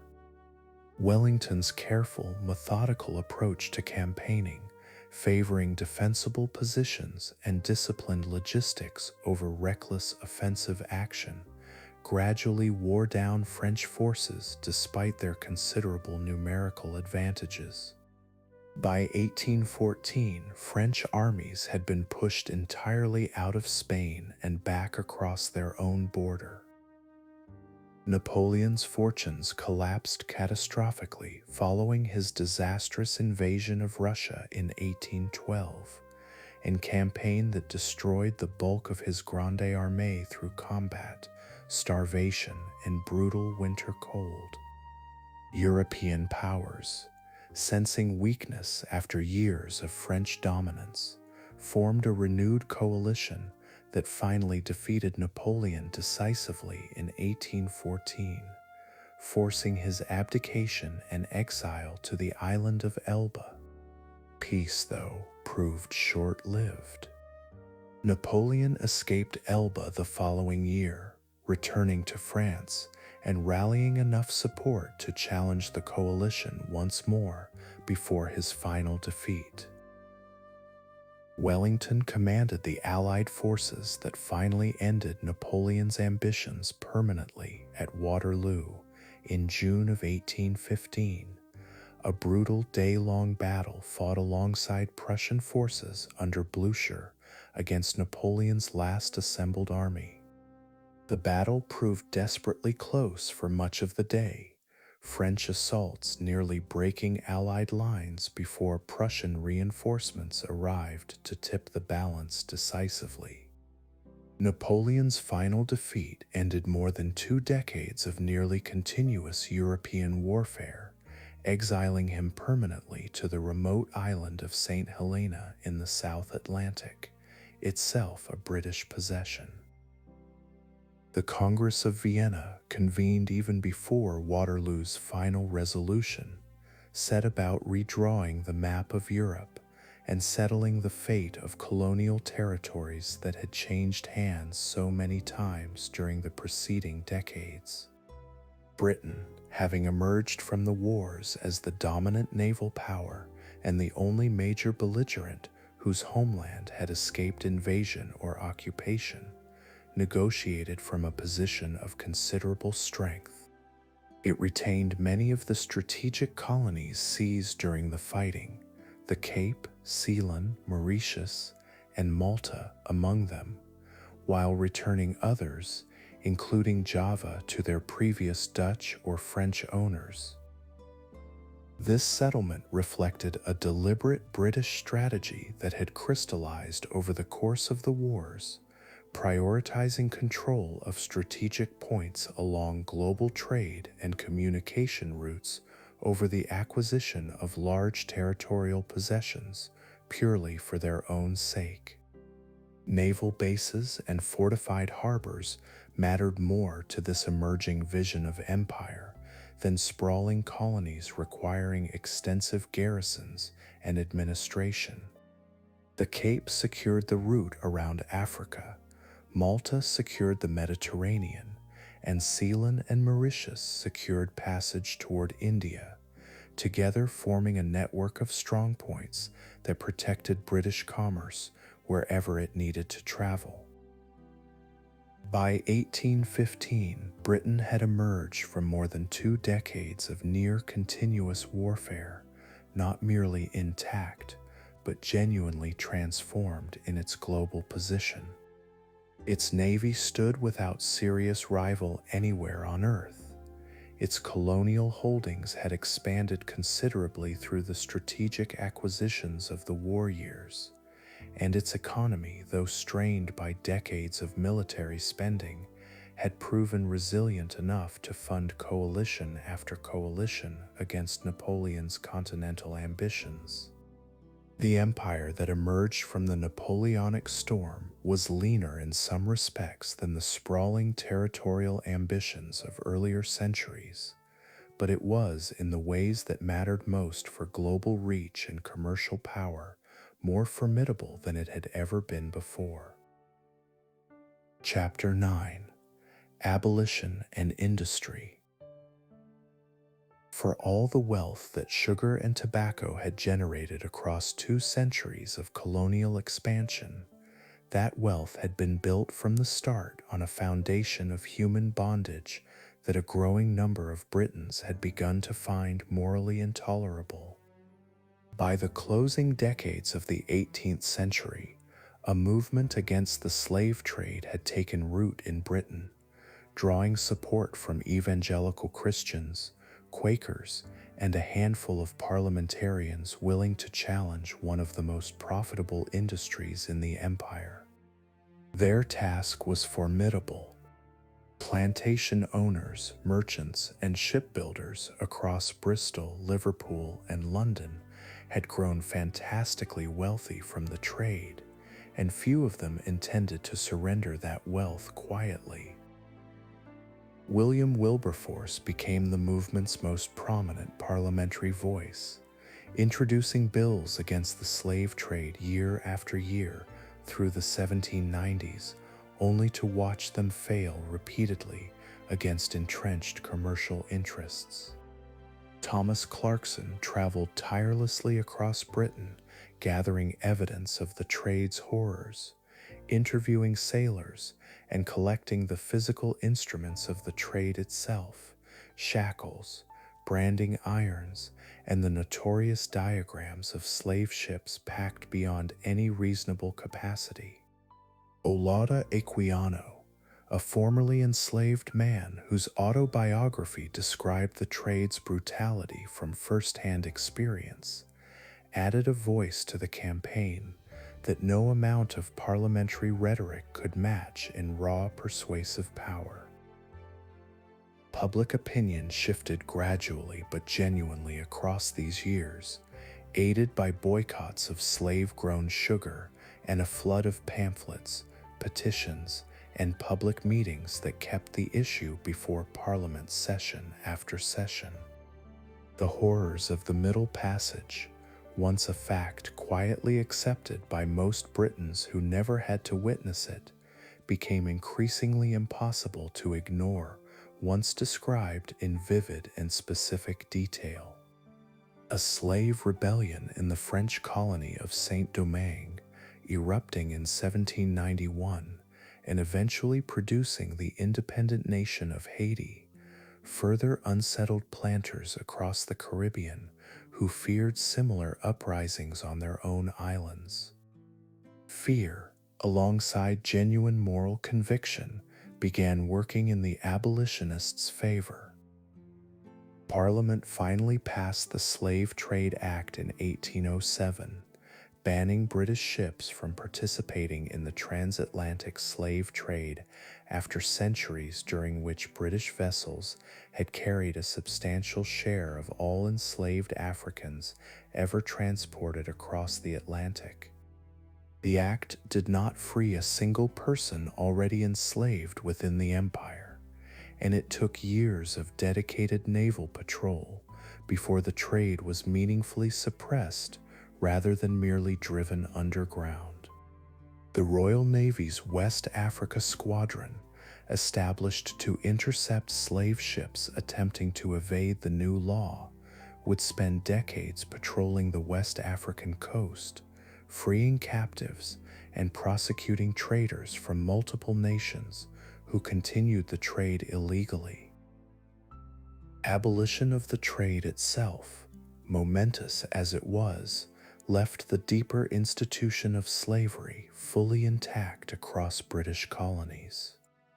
Hundreds of thousands of enslaved people continued laboring on Caribbean plantations, their status unchanged by a law that had only closed off new arrivals from Africa. A second phase of the abolitionist campaign began almost immediately, aimed now at ending slavery itself rather than merely the trade that supplied it. This proved, if anything, a more difficult fight, since it directly threatened the property rights and livelihoods of planters who considered enslaved people no different from any other capital asset they owned. Resistance from enslaved people themselves added pressure that Parliament could not easily dismiss. A major rebellion in Demerara in 1823, followed by an even larger uprising in Jamaica in 1831, known as the Baptist War, demonstrated with brutal clarity that enslaved populations were unwilling to simply wait for gradual reform imposed from London. These rebellions were suppressed with savage violence, hundreds of participants executed or killed in the fighting, but each uprising also generated fresh outrage in Britain once accounts of the brutal suppression reached the public. Planters, in their harsh response, were inadvertently strengthening the very movement seeking to end their way of life. Parliament passed the Slavery Abolition Act in 1833, formally ending slavery across most of the British Empire, though the law's actual implementation proved far messier and more compromised than its passage suggested. Planters received a massive compensation payment, some £20 million distributed among slaveholders for the loss of what the law still termed their property, a sum so enormous it required government borrowing not fully repaid until the 21st century. The formerly enslaved themselves received no compensation whatsoever for their years of bondage, only a system called apprenticeship that required many of them to continue working for their former owners, unpaid, for several additional years before genuine freedom finally arrived. Full emancipation, once fully implemented by 1838, transformed Caribbean society in ways that planters had long feared and formerly enslaved people had long hoped for. Many former slaves left plantation labor entirely wherever alternative land was available, preferring subsistence farming on their own terms to continued work under former masters. Plantation owners, facing sudden labor shortages, turned increasingly toward indentured laborers recruited from India and China, a system that carried its own significant abuses even as it technically differed from chattel slavery. Sugar production across many Caribbean colonies declined noticeably in the years following emancipation, a decline planters blamed loudly on freed labor, while abolitionists considered it a small price for ending an intolerable moral wrong. While the empire wrestled with the legacy and aftermath of slavery, an entirely different transformation was reshaping Britain itself, one that would prove just as consequential for the empire's future direction.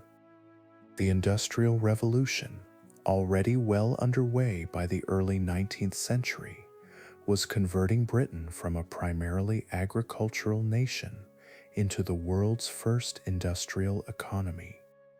Steam power, mechanized textile production, and iron manufacturing were creating wealth and productive capacity on a scale no previous society had ever achieved. This transformation would reshape what the empire wanted from its colonies and how it related to the wider world entirely. Textile manufacturing led this transformation most visibly. Cotton mills across Lancashire consuming raw cotton in ever-growing quantities and producing finished cloth far more cheaply than traditional handloom weaving ever could.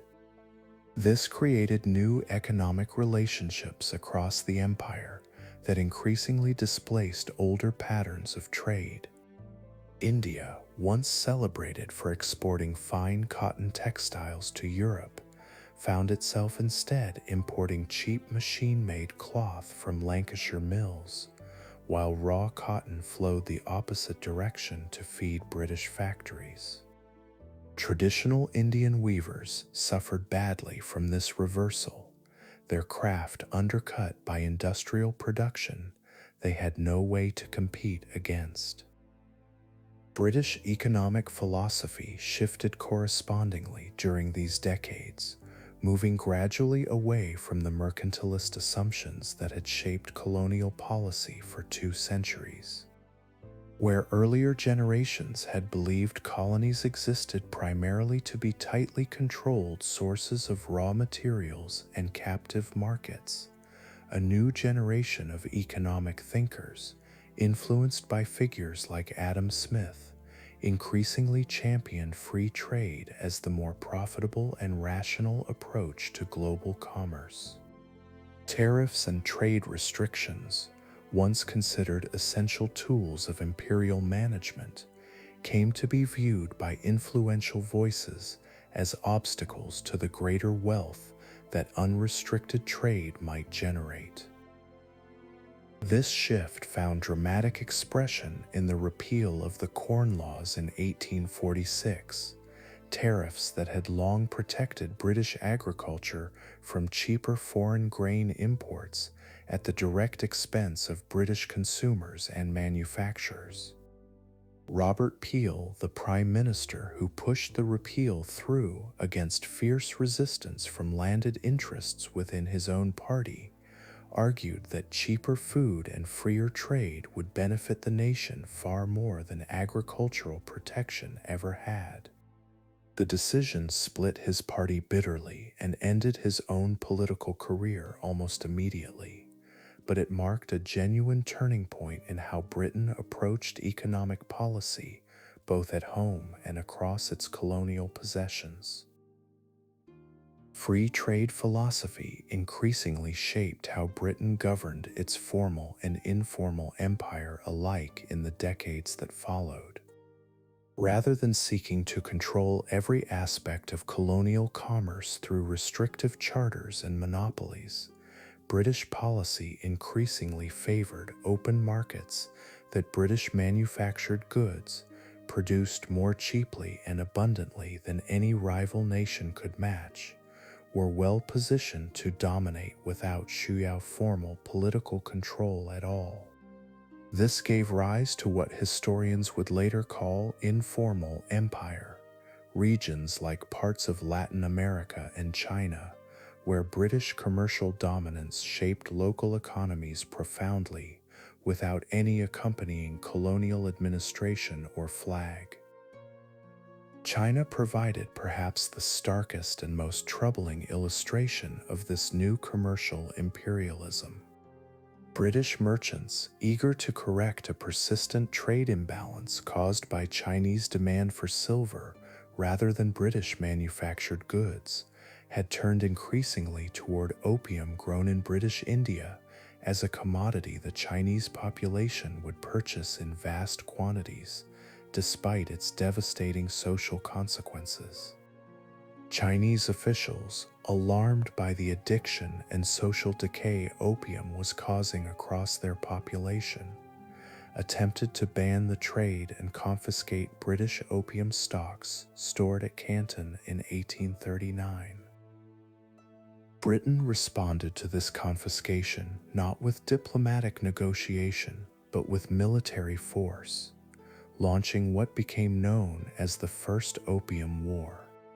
British naval and military superiority proved overwhelming against Chinese forces, still relying on comparatively antiquated weapons and tactics, and the war ended in 1842 with the Treaty of Nanjing, forced upon a defeated China on terms almost entirely dictated by British interests. Hong Kong was ceded outright to Britain. Several additional Chinese ports were open to British trade, and China was compelled to pay a substantial indemnity for the very war it had lost while defending itself against an intoxicating trade British merchants had forced upon it. The Opium War revealed with uncomfortable clarity the darker implications of Britain's evolving imperial philosophy, one that increasingly combined moral rhetoric about free trade and civilization with a willingness to use overwhelming military force whenever commercial interests demanded it. The same nation that had spent decades and considerable political capital ending the slave trade on principled moral grounds proved entirely willing to wage war in defense of an addictive drug trade when profit required it. This contradiction, uncomfortable as it was, would recur throughout the decades of imperial expansion still to come. Moral conviction and commercial interest never fully separable in the empire Britain was continuing to build. By the middle of the 19th century, Britain had reshaped both its own economy and its relationship to empire in fundamental ways.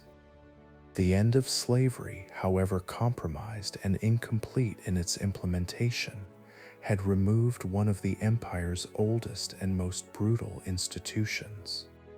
Industrial power, meanwhile, had given Britain economic tools of dominance that rivaled anything achieved through territorial conquest, extending British influence into regions no soldier or administrator had ever formally claimed. The empire that would enter its Victorian zenith in the decades ahead was, in ways its earlier founders would scarcely have recognized, as much an empire of factories, ledgers, and trade routes as it remained an empire of governors, garrisons, and flags. Chapter 10: The Raj Remade. By the middle of the 19th century, the East India Company had extended its authority across most of the Indian subcontinent, ruling directly over some regions while maintaining influence through subsidiary alliances with princely states elsewhere. This vast dominion rested, still, on the foundation of a joint stock company rather than a formal government answerable to the British Crown itself. Company armies, staffed overwhelmingly by Indian soldiers known as sepoys and commanded by a comparatively thin layer of British officers, maintained order across a territory whose population dwarfed that of Britain many times over. It was an arrangement that had functioned, however uneasily, for generations, but strains within it had been building for years beneath a surface of apparent stability. Lord Dalhousie, serving as Governor General through much of the 1840s and 1850s, pursued a policy of territorial annexation that unsettled Indian rulers across the subcontinent, regardless of their previous relationship with the company. His doctrine of lapse held that any princely state whose ruler died without a natural heir would be annexed directly into company territory, rejecting the long-established Indian practice of adoption as a legitimate means of succession. States that had governed themselves for generations under this practice suddenly found their independence extinguished on a technicality few had anticipated would be enforced so rigidly. Awadh, one of the wealthiest and most prestigious remaining princely states, was annexed outright in 1856 under different pretenses entirely, Dalhousie citing misgovernment by its ruler as justification for direct company control. The annexation angered not merely the deposed ruling family, but also a substantial portion of the region's population, since many sepoys serving in the company's Bengal army were themselves recruited from Awadh and felt the insult to their homeland personally. Grievances were accumulating across multiple fronts simultaneously: land policy, religious sensitivity, and military discontent, all converging toward a crisis nobody in Calcutta seemed fully prepared for. Religious anxiety added a particularly volatile element to this mounting tension. Rumors spread among sepoys that new cartridges issued for the recently adopted Enfield rifle were greased with a mixture of beef and pork fat, a preparation that would require soldiers to bite off the cartridge's end and thereby violate deep religious prohibitions held by both Hindu and Muslim soldiers alike. Whether these rumors reflected the actual manufacturing process precisely mattered less than the fact that sepoys believed them entirely, interpreting the cartridges as a deliberate insult to their faith rather than mere administrative carelessness.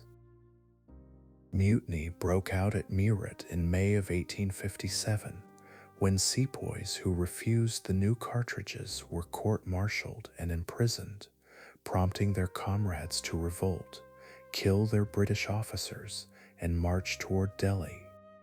The rebellion spread with startling speed across northern and central India, drawing support not merely from mutinous soldiers, but from displaced rulers, dispossessed landholders, and peasants nursing grievances of their own against company rule.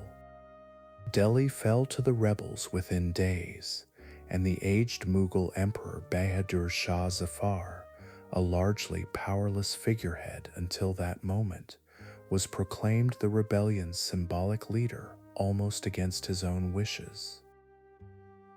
Fighting across the following months proved savage on both sides, marked by massacres and reprisals that shocked observers even by the standards of 19th century colonial warfare.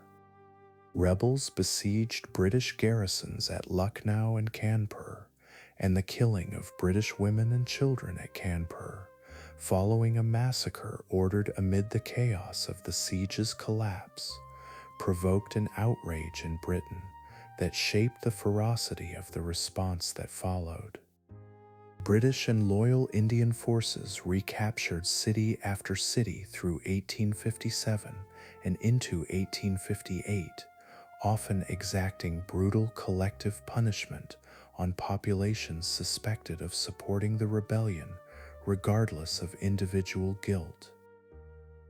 Delhi was recaptured in September of 1857 after a bloody siege, the city subjected afterward to widespread looting and executions that British commanders made little effort to restrain. Bahadur Shah Zafar was captured, tried, and exiled to Burma, bringing a final and humiliating end to the Mughal dynasty that had ruled in name, if not always in genuine power, since the 16th century.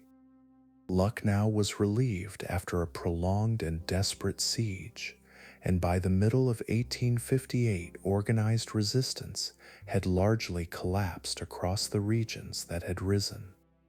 Sporadic fighting continued in some areas for months longer, but the rebellion's back had been broken.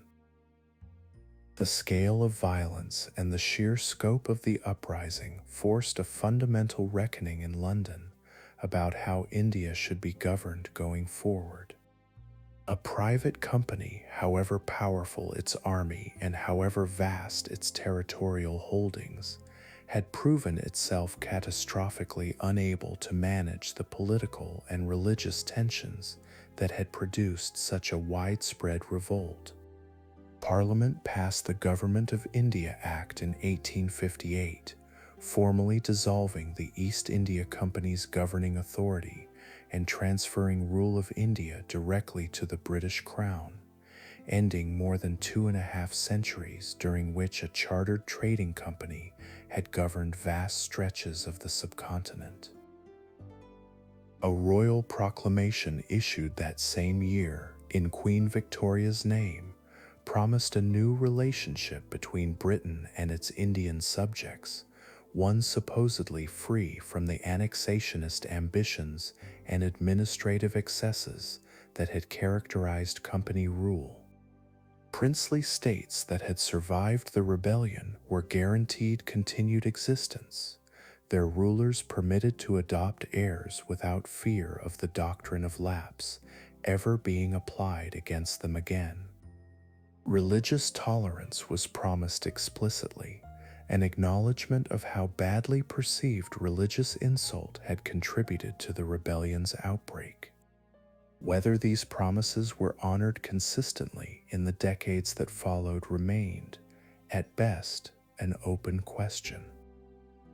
A new administrative apparatus took shape to govern this crown colony, headed by a viceroy who represented the monarch directly and answered to a Secretary of State for India within the British cabinet.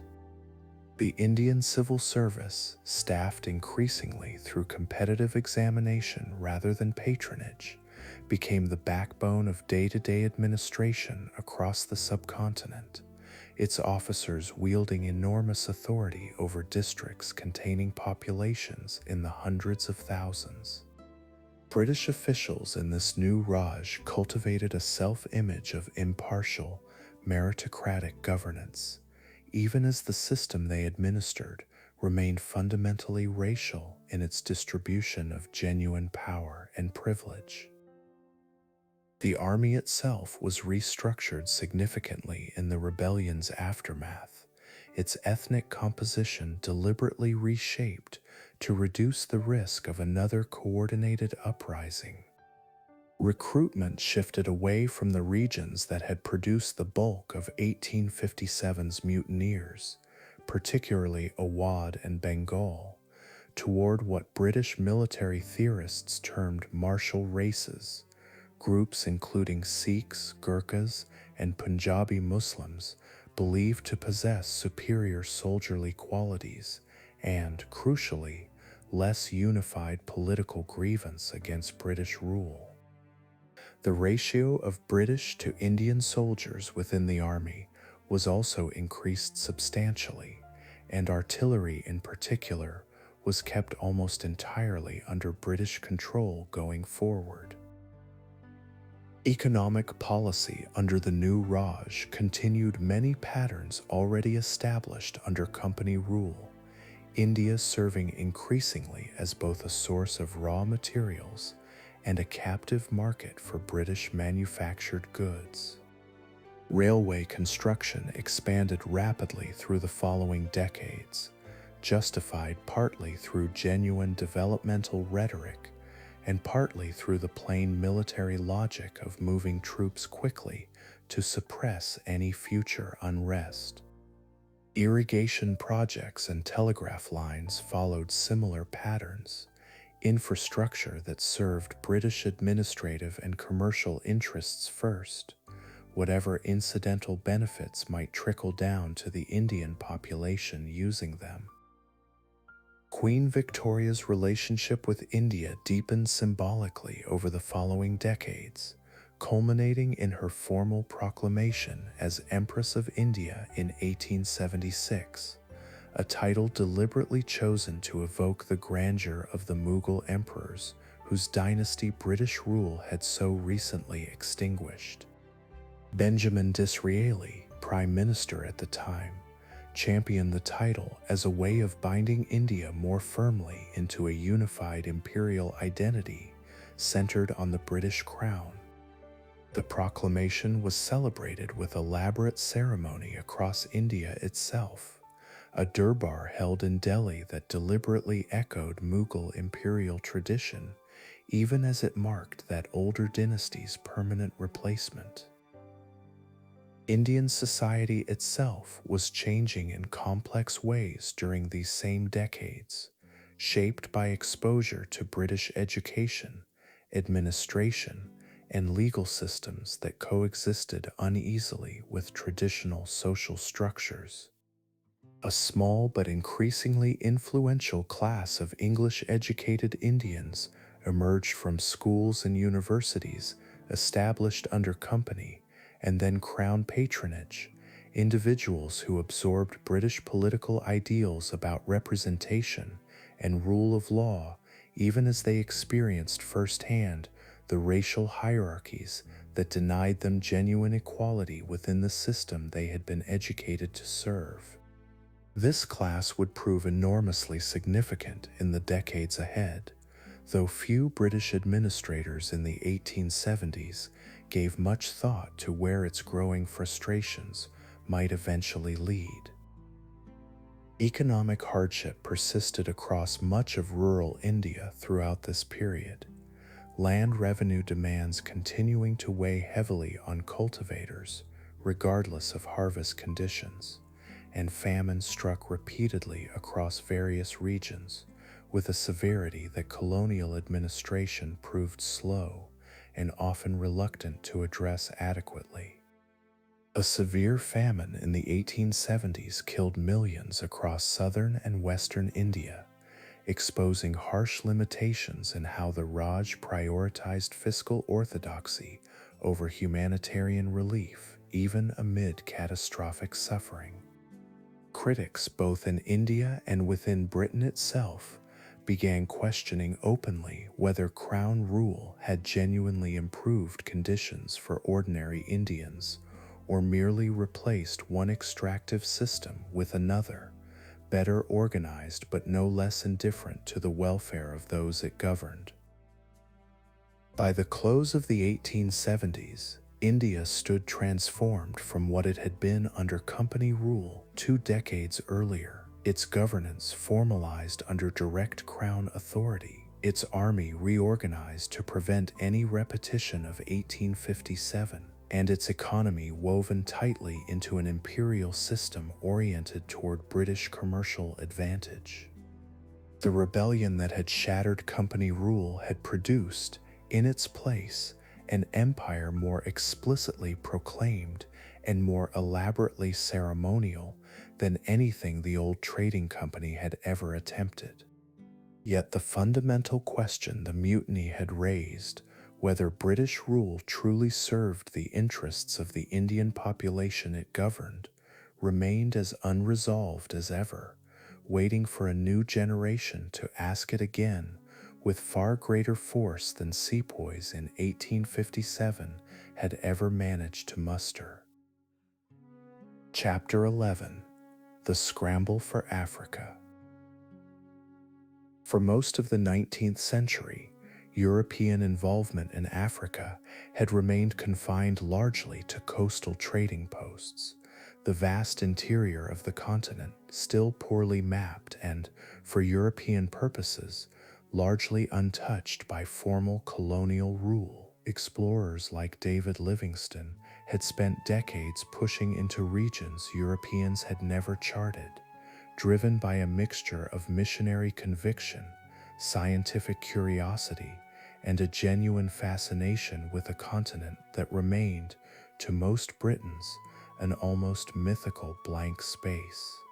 Livingstone's expeditions along the Zambezi and his search for the source of the Nile captured public imagination back home, his eventual disappearance prompting the famous rescue expedition led by the journalist Henry Morton Stanley in 1871. Stanley's own subsequent expeditions did more than satisfy public curiosity about a missing missionary.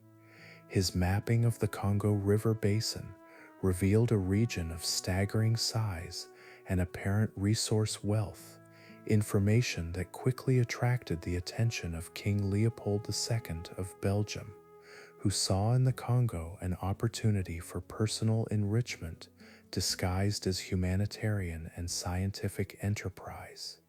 Leopold's maneuvering to claim the Congo as his own personal possession, rather than a Belgian colony, alarmed other European powers who feared being locked out of whatever territorial rush might follow.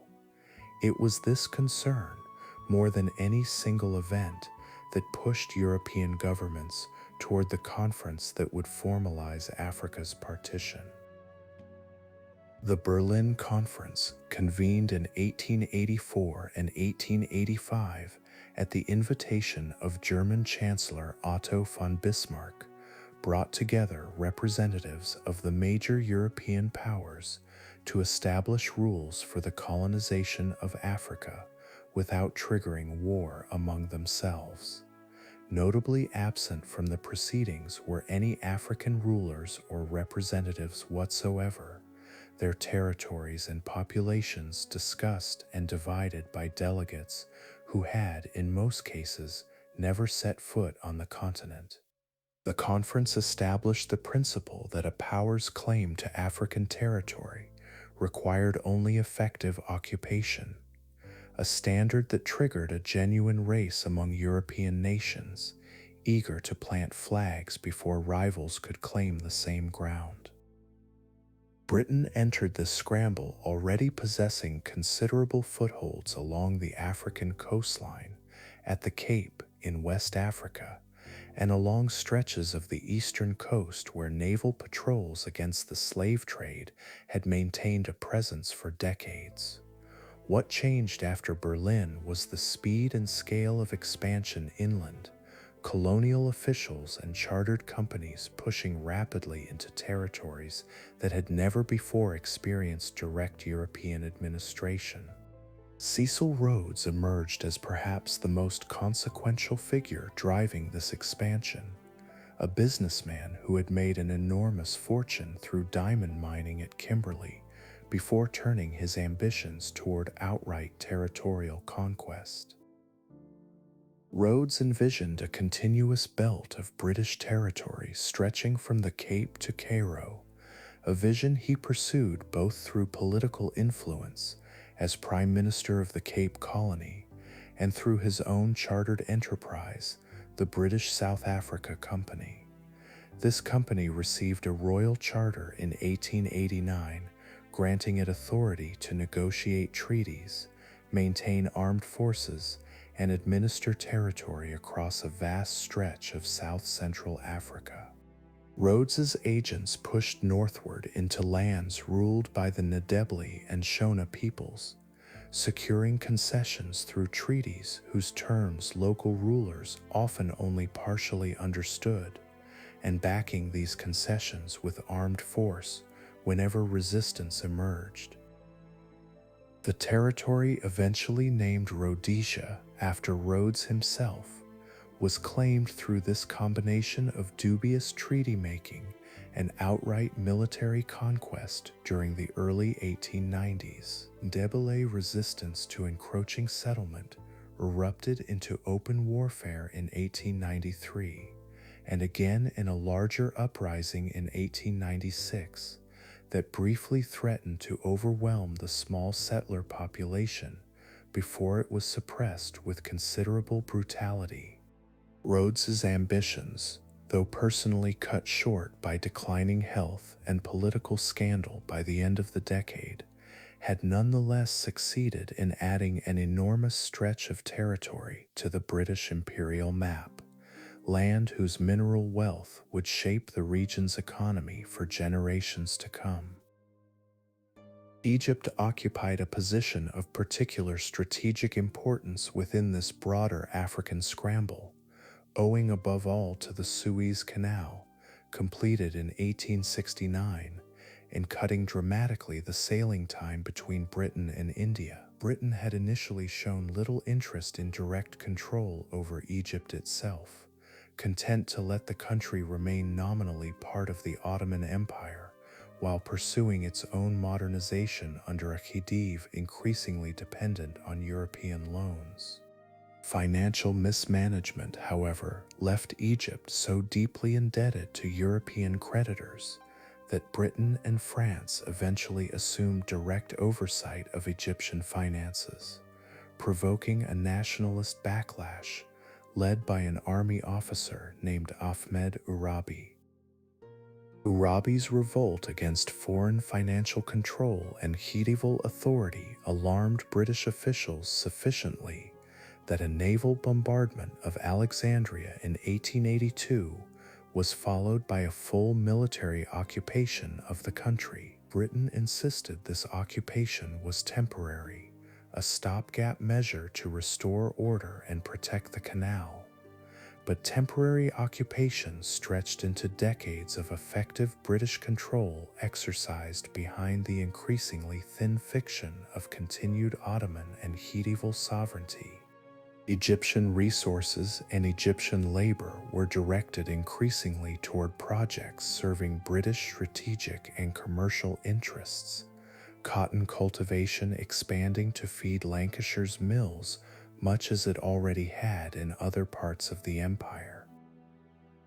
Sudan, nominally under Egyptian authority but administered with considerable British involvement, became the site of one of the era's most dramatic military episodes.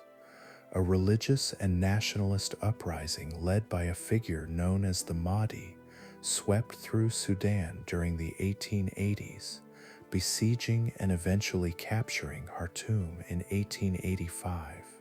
General Charles Gordon, sent to oversee the evacuation of Egyptian forces from the city, chose instead to remain and defend it, a decision that ended in his death when the city fell just 2 days before a British relief expedition finally arrived. Gordon's death provoked genuine public outrage in Britain, transforming him into a martyred hero whose fate demanded eventual vengeance.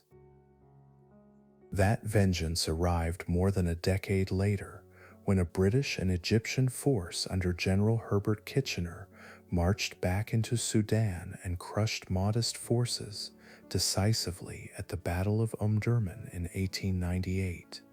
The battle demonstrated with brutal clarity the technological gulf that had opened between European and African militaries by the century's end, Kitchener's machine guns and artillery inflicting casualties on the Mahdist army vastly exceeding anything his own forces suffered in return. Sudan was subsequently placed under a nominally joint Anglo-Egyptian administration that left genuine authority firmly in British hands, another vast territory added to Britain's expanding African holdings. West Africa saw expansion of a somewhat different character, driven less by dramatic military campaigns than by the steady extension of trading company influence into territories that increasingly required formal administration to protect established commercial interests. The Royal Niger Company, chartered in 1886, extended British influence along the Niger River through treaties negotiated with local rulers across what would eventually become Nigeria. Ashanti resistance in the Gold Coast region proved considerably fiercer. Several wars fought across the century's final decades before British forces finally captured the Ashanti capital at Kumasi and formally annexed the kingdom in 1902. South Africa presented Britain with its most complicated and ultimately costly African entanglement, owing to the presence of established Boer republics whose settlers had trekked inland decades earlier, specifically to escape British authority at the Cape. The discovery of diamonds at Kimberley in the 1860s, followed by the discovery of vast gold deposits on the Witwatersrand in 1886, transformed these previously impoverished Boer republics into territories of enormous mineral wealth that British commercial and political interests found increasingly difficult to ignore. Cecil Rhodes himself, already deeply invested in the region's mining wealth, grew convinced that British control over the Transvaal and its goldfields was both economically essential and historically inevitable. Tensions between Britain and the Boer republics escalated steadily through the 1890s, aggravated considerably by the Jameson Raid of 1895, an unauthorized and disastrously failed attempt by Rhodes's associates to provoke an uprising among foreign miners within the Transvaal that might justify British intervention.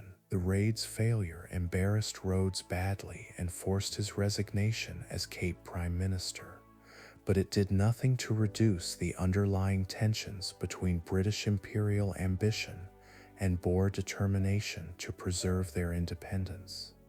Paul Kruger, the Transvaal's president, grew increasingly convinced that war with Britain was inevitable and began preparing his republic's defenses accordingly. War finally broke out in 1899 when Boer forces launched preemptive strikes against British positions before British reinforcements could fully arrive, achieving early successes that shocked a British public accustomed to easy colonial victories against poorly equipped opponents. The Boers, unlike the African forces Britain had faced at Omdurman, possessed modern rifles and artillery of their own, along with an intimate knowledge of the terrain their commandos exploited with devastating effectiveness. British forces suffered a series of humiliating defeats during the war's opening months, forcing London to commit troops on a scale far exceeding anything previously deployed against colonial resistance. Eventual British numerical and material superiority turned the war's conventional phase decisively in Britain's favor by 1900, Boer capitals falling and organized resistance appearing largely broken. Boer fighters refused to accept defeat, however, turning instead toward guerrilla tactics that dragged the conflict on for 2 more grinding years. British response to this guerrilla resistance proved harsh in the extreme. Farms burned systematically to deny Boer fighters supplies and shelter, while Boer civilians, women, and children overwhelmingly were confined in concentration camps where disease and malnutrition killed tens of thousands before the war's eventual end. Peace finally arrived in 1902 through the Treaty of Vereeniging, the Boer republics surrendering their independence in exchange for eventual self-governance and a substantial reconstruction payment from Britain. The war's brutal final phase, and particularly the shocking mortality within the concentration camps, provoked genuine moral criticism within Britain itself, exposing uncomfortable questions about methods the empire was willing to employ even against fellow people of European descent. South Africa would eventually unite as a single dominion in 1910, though the deep racial and ethnic divisions the war had exposed, and often deepened, would shape the country's troubled history for the century that followed. By the opening years of the 20th century, the scramble that had begun at Berlin 2 decades earlier had reshaped the African continent almost beyond recognition. Its ancient kingdoms and countless independent peoples, now divided among a handful of European powers, according to boundaries drawn with little regard for existing political, linguistic, or ethnic realities. Britain alone controlled territories stretching in an almost unbroken chain from Cairo toward the Cape.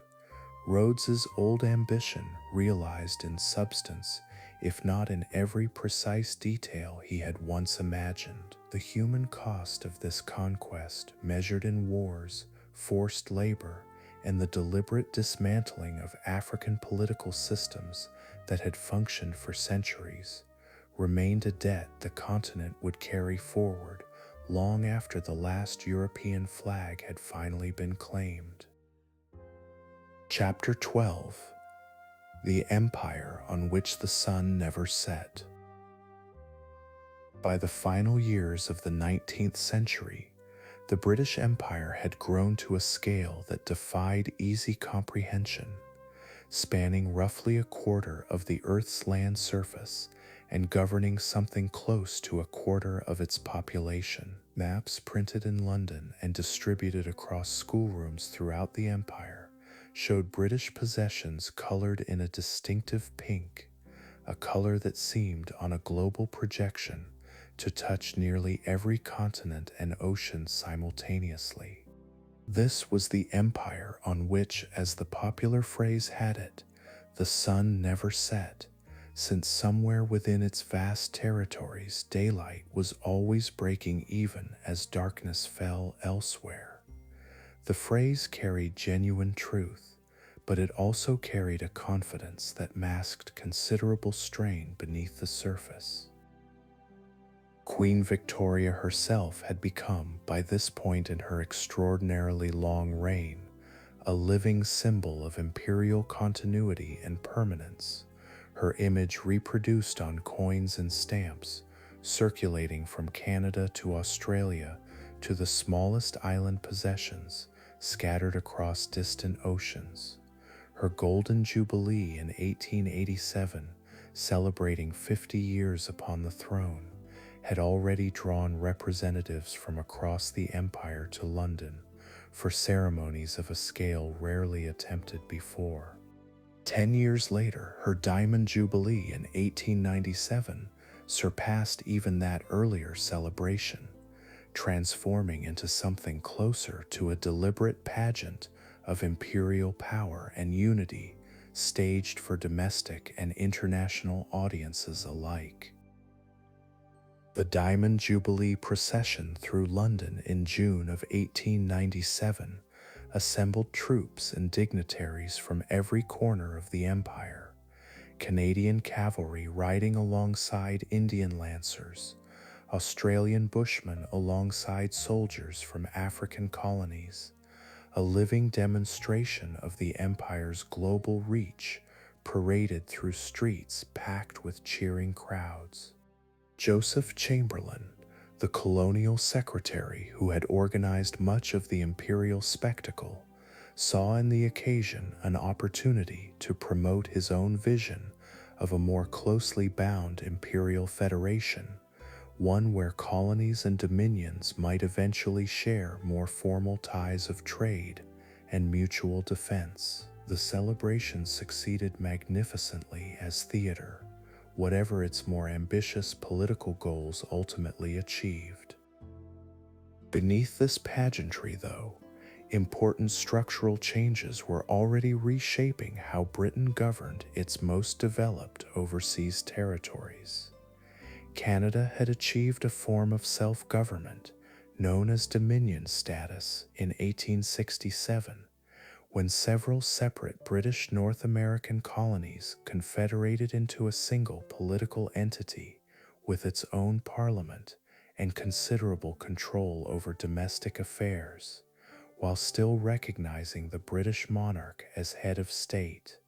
This arrangement offered a template quite different from the direct crown rule imposed on India, one that acknowledged growing colonial populations of European descent deserved a measure of genuine self-determination that subject peoples elsewhere in the empire were rarely granted.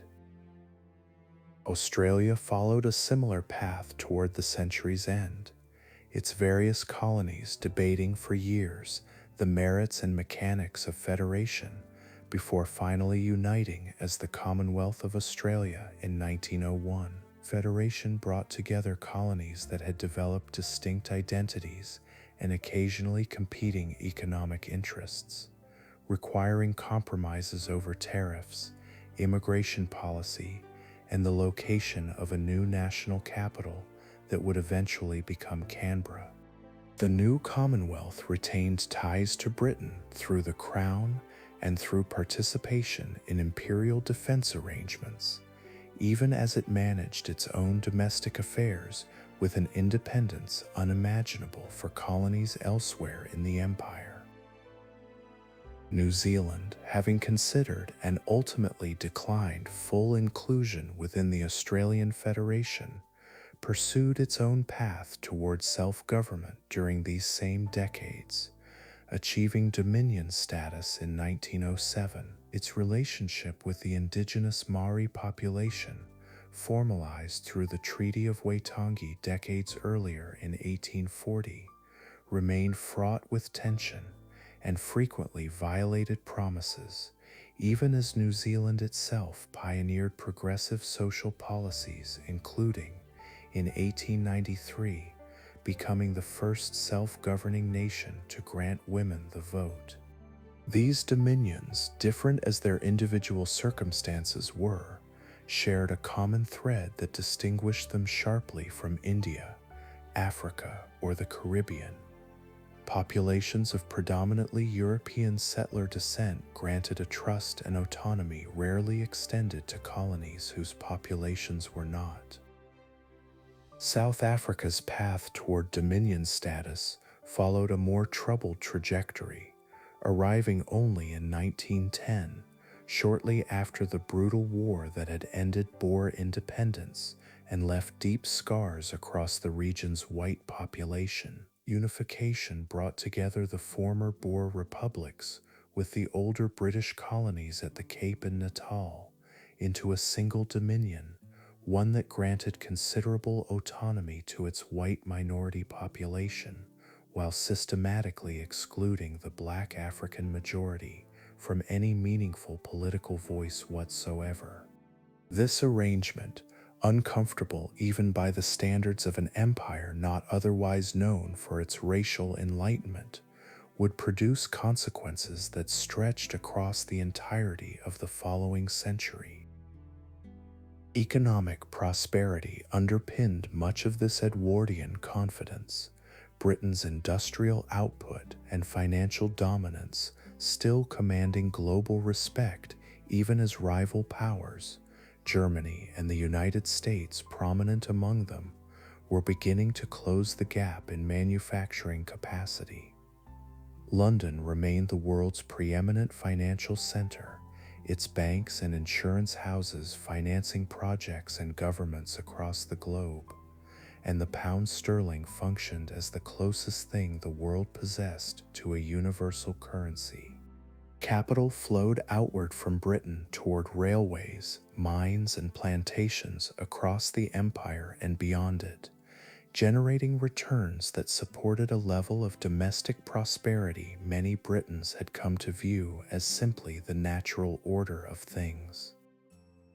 Edward VII, who ascended the throne upon his mother's death in 1901, presided over an era that took his name and reflected, in many ways, a somewhat more relaxed and cosmopolitan sensibility than the austere Victorian decades that preceded it. The king's genuine fondness for continental travel and diplomacy earned him a reputation as something of a peacemaker among European royalty, even as underlying tensions between the great powers continued accumulating beneath this veneer of aristocratic cordiality.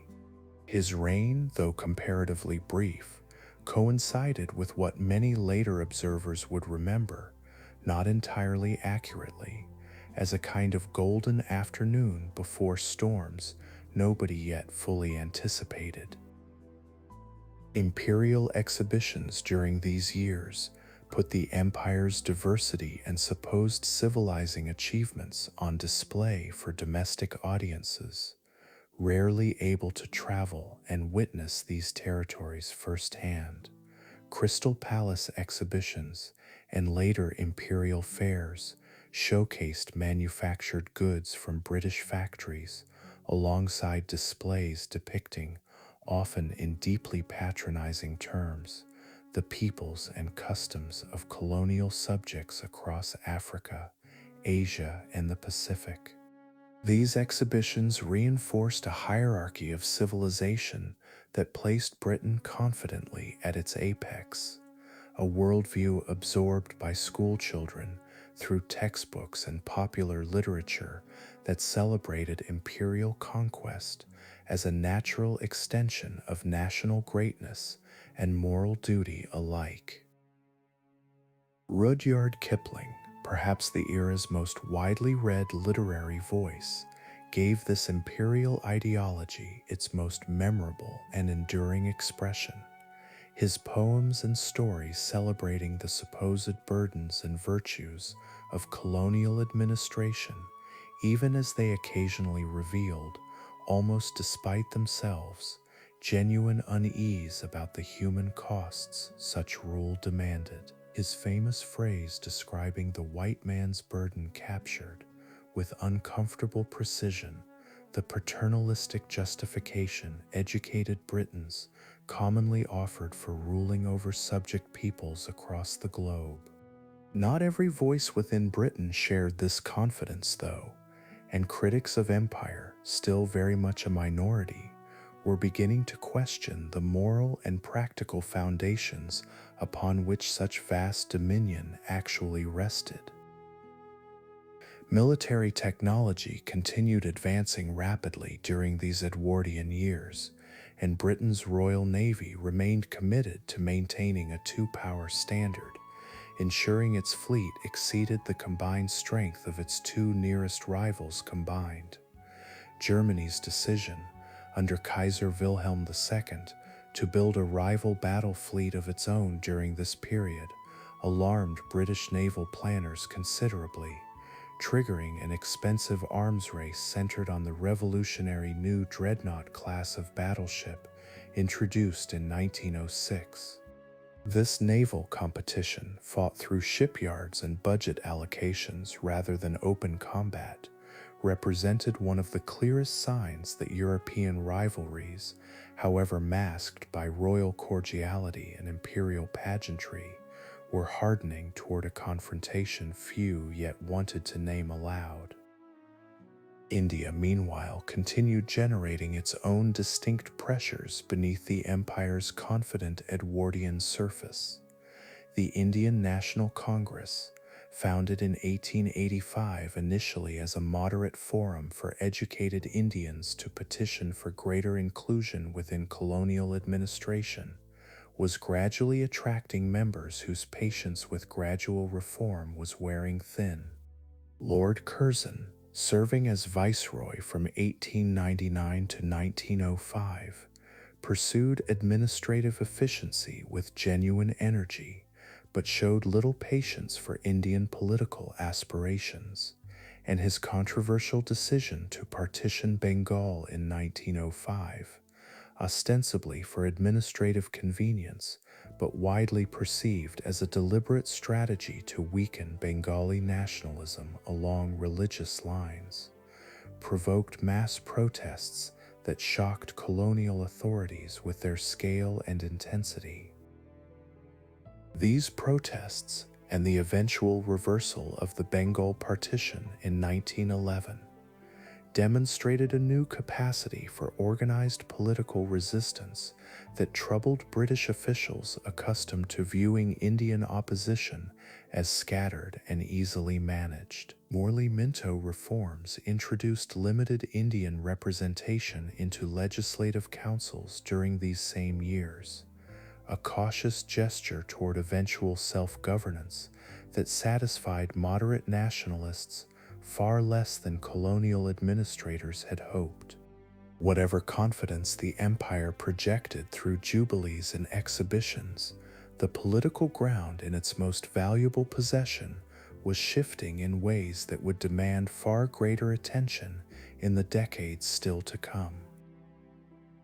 By the early years of the 20th century's second decade, the empire stood at what would later be recognized, with the considerable benefit of hindsight, as its practical zenith, its territorial extent, economic reach, and cultural confidence, never again quite matched in the years that followed. Dominions in Canada, Australia, New Zealand, and South Africa had achieved a form of self-governing partnership that offered one model for the empire's future, even as India, Africa, and the Caribbean remained governed through structures granting their populations no comparable voice. Rival powers on the European continent, meanwhile, were arming and aligning in ways that suggested the long peace underlying this imperial confidence could not last indefinitely. Few Britons living through the Edwardian decade, dazzled by naval reviews, colonial exhibitions, and the seemingly permanent spectacle of royal jubilee, could have imagined how quickly and completely this confident world was about to be shaken. The empire on which the sun never set had reached a scale that seemed, to those who governed and benefited from it, simply the natural and permanent order of global affairs. Within just a few short years, a war unlike anything the world had yet witnessed would test every assumption underlying that confidence, drawing colonial subjects from across this vast dominion into a conflict whose consequences would reshape the empire far more profoundly than any jubilee procession or naval review had ever suggested was coming. Chapter 13: A World War Comes Home. The assassination of Archduke Franz Ferdinand in Sarajevo in June of 1914 seemed at first a distant tragedy involving quarrels among continental powers that had little obvious bearing on Britain or its vast overseas empire. Within weeks, though, the tangled system of alliances binding European nations together dragged one power after another into a widening conflict, and Britain's own commitment to defend Belgian neutrality brought it formally into the war on the 4th of August. What followed would prove unlike any war the empire had previously fought, drawing colonial subjects from every continent into a struggle whose scale and brutality exceeded anything Victorian or Edwardian imagination had prepared them for. The Dominions responded to Britain's declaration with a swiftness that surprised even London, Canada, Australia, New Zealand, and South Africa, each committing troops and resources almost immediately despite having no formal say in the decision to go to war at all. This was, in constitutional terms, still an empire where foreign policy remained firmly in British hands, whatever autonomy the dominions had achieved over their own domestic affairs. Volunteers streamed toward recruiting stations across these dominions in the war's opening months, many driven by genuine loyalty to Britain, others by economic necessity, and still others by a simple desire for adventure that the war's grim realities would soon extinguish entirely. India's contribution to the war effort proved enormous by any measure, more than 1 million Indian soldiers eventually serving overseas, alongside vast quantities of supplies, animals, and financial contributions extracted from a population that had, in most cases, no meaningful voice in the decision to support this distant European conflict. Indian troops were dispatched to the Western Front within the war's first months, arriving in France during the autumn of 1914 to reinforce a British expeditionary force already suffering catastrophic losses. These soldiers endured a European winter entirely foreign to their experience, fighting in trenches alongside British troops in conditions that tested endurance in ways few had anticipated when they enlisted. Gallipoli became, for the Dominions particular, one of the war's most searing and formative experiences. A campaign launched in 1915 with the ambitious goal of forcing open the straits leading toward Constantinople and knocking the Ottoman Empire out of the war entirely. Australian and New Zealand troops, organized together as the Australian and New Zealand Army Corps, landed on the Gallipoli Peninsula in April of that year, expecting a swift campaign that instead collapsed into a brutal stalemate lasting 8 grinding months.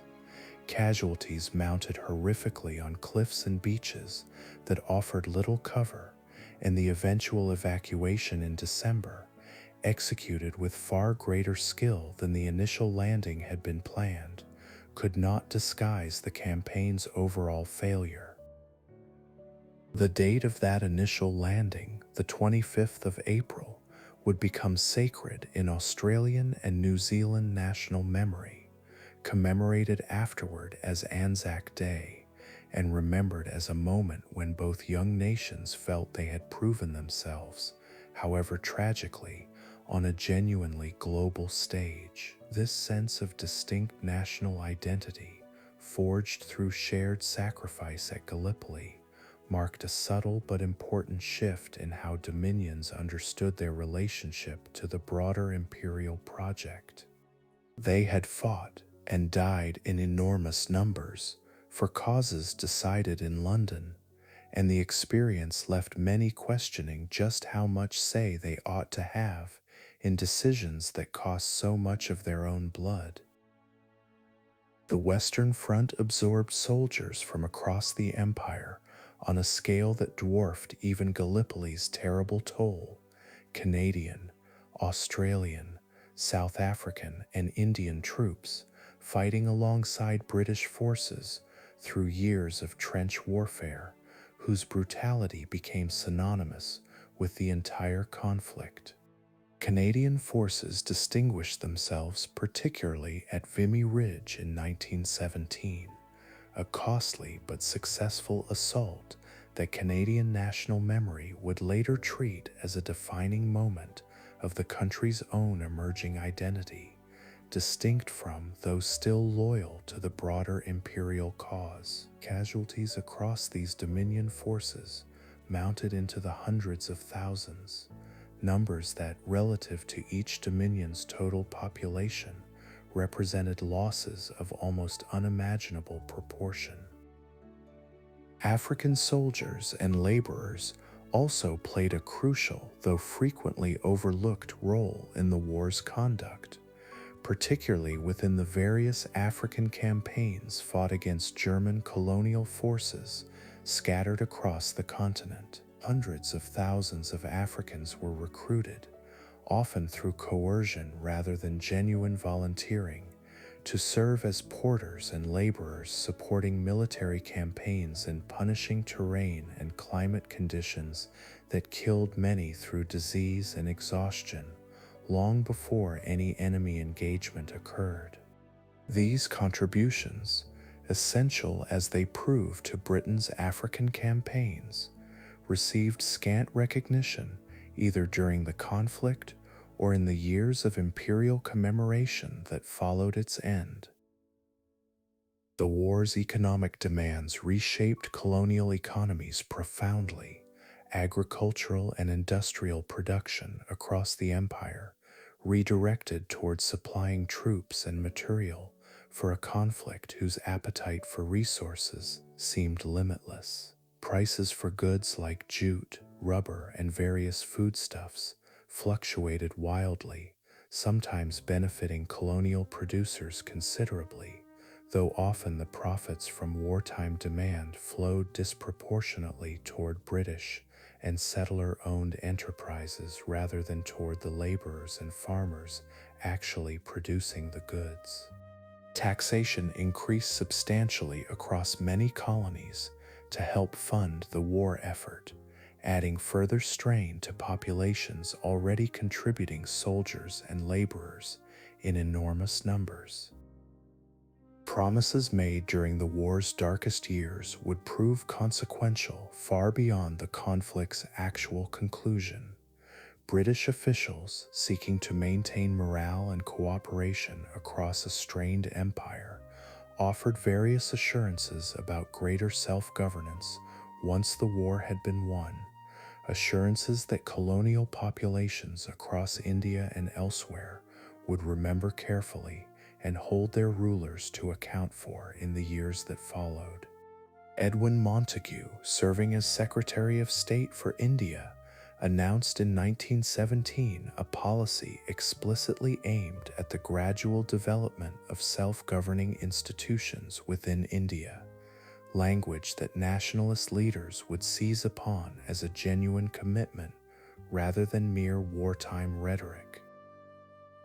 The war's final years brought the United States into the conflict on the Allied side, and the eventual collapse of German military resistance in November of 1918 ended more than 4 years of fighting that had claimed millions of lives across every continent the war had touched. Celebrations erupted across Britain and its dominions at news of the armistice, genuine relief mixed with grief for losses that had touched nearly every family across the empire in some fashion. The war that had begun as a European quarrel had, by its conclusion, become something the entire empire had experienced together, however unequally its costs and consequences had actually been distributed. Peace negotiations at Versailles in 1919 forced a fundamental reckoning with the fate of territories previously held by Germany and by the collapsing Ottoman Empire, territories now available for redistribution among the victorious powers. Rather than simple annexation, a compromise system of mandates was devised, ostensibly placing these former colonies under League of Nations supervision, while entrusting their actual administration to Britain, France, and other victorious powers deemed suitable for the task. This arrangement allowed Britain to expand its effective territorial control considerably, while maintaining, at least officially, that such expansion served the interests of the populations being governed, rather than simple imperial appetite. Britain acquired mandates over Iraq and Palestine through this process, territories carved from the collapsed Ottoman Empire, whose populations had in many cases been promised varying and ultimately contradictory forms of self-determination during the war itself. The Balfour Declaration of 1917, expressing British support for a Jewish national home in Palestine, sat uneasily alongside separate wartime promises made to Arab leaders regarding independence in exchange for their revolt against Ottoman rule. These competing and incompatible commitments, made under the pressures of wartime necessity, would generate tensions and conflicts within the Middle East that stretched across the entire remainder of the century.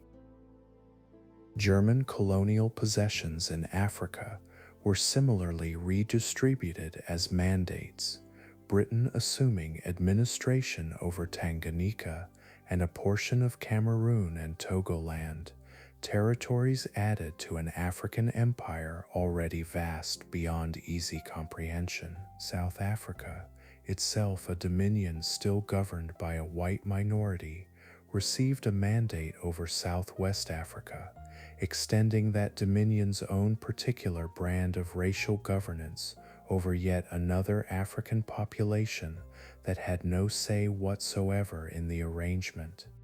The war, whatever its stated purpose of defending small nations and self-determination, had in practice simply redrawn imperial boundaries according to the interests of the victorious powers. The dominions themselves emerged from the war demanding and largely receiving a new recognition of their distinct status within the imperial structure. Canada, Australia, New Zealand, and South Africa each signed the Treaty of Versailles independently and joined the League of Nations as separate member states, an acknowledgement of sacrifice and contribution that would eventually crystallize into the Balfour Declaration of 1926, formally recognizing dominions as autonomous communities equal in status to Britain itself, united only by common allegiance to the crown. This represented a genuinely significant evolution from the empire's pre-war structure, though it applied, notably, only to those dominions populated predominantly by settlers of European descent.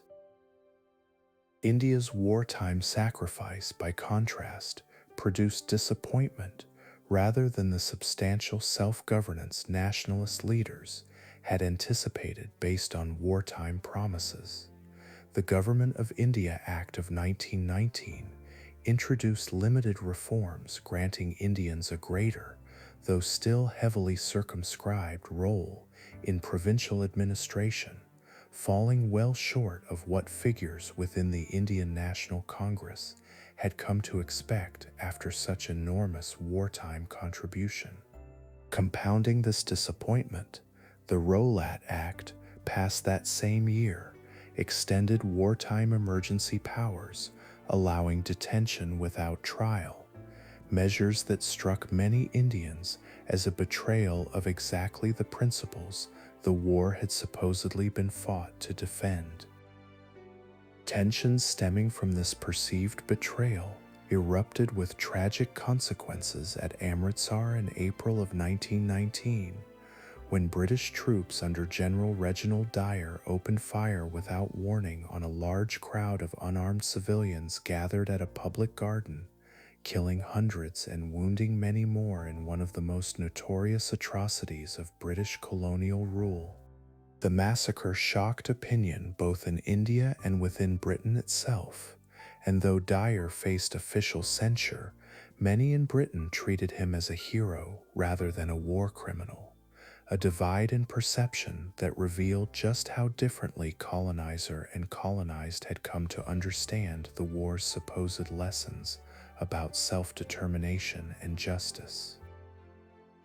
By the early 1920s, the empire that emerged from the war bore both greater territorial extent and far deeper internal fractures than the confident Edwardian dominion of a decade earlier. Millions of colonial subjects had fought, labored, and died for an empire that had promised, implicitly and sometimes explicitly, greater self-governance as reward for their sacrifice, only to find those promises honored unevenly, if honored at all.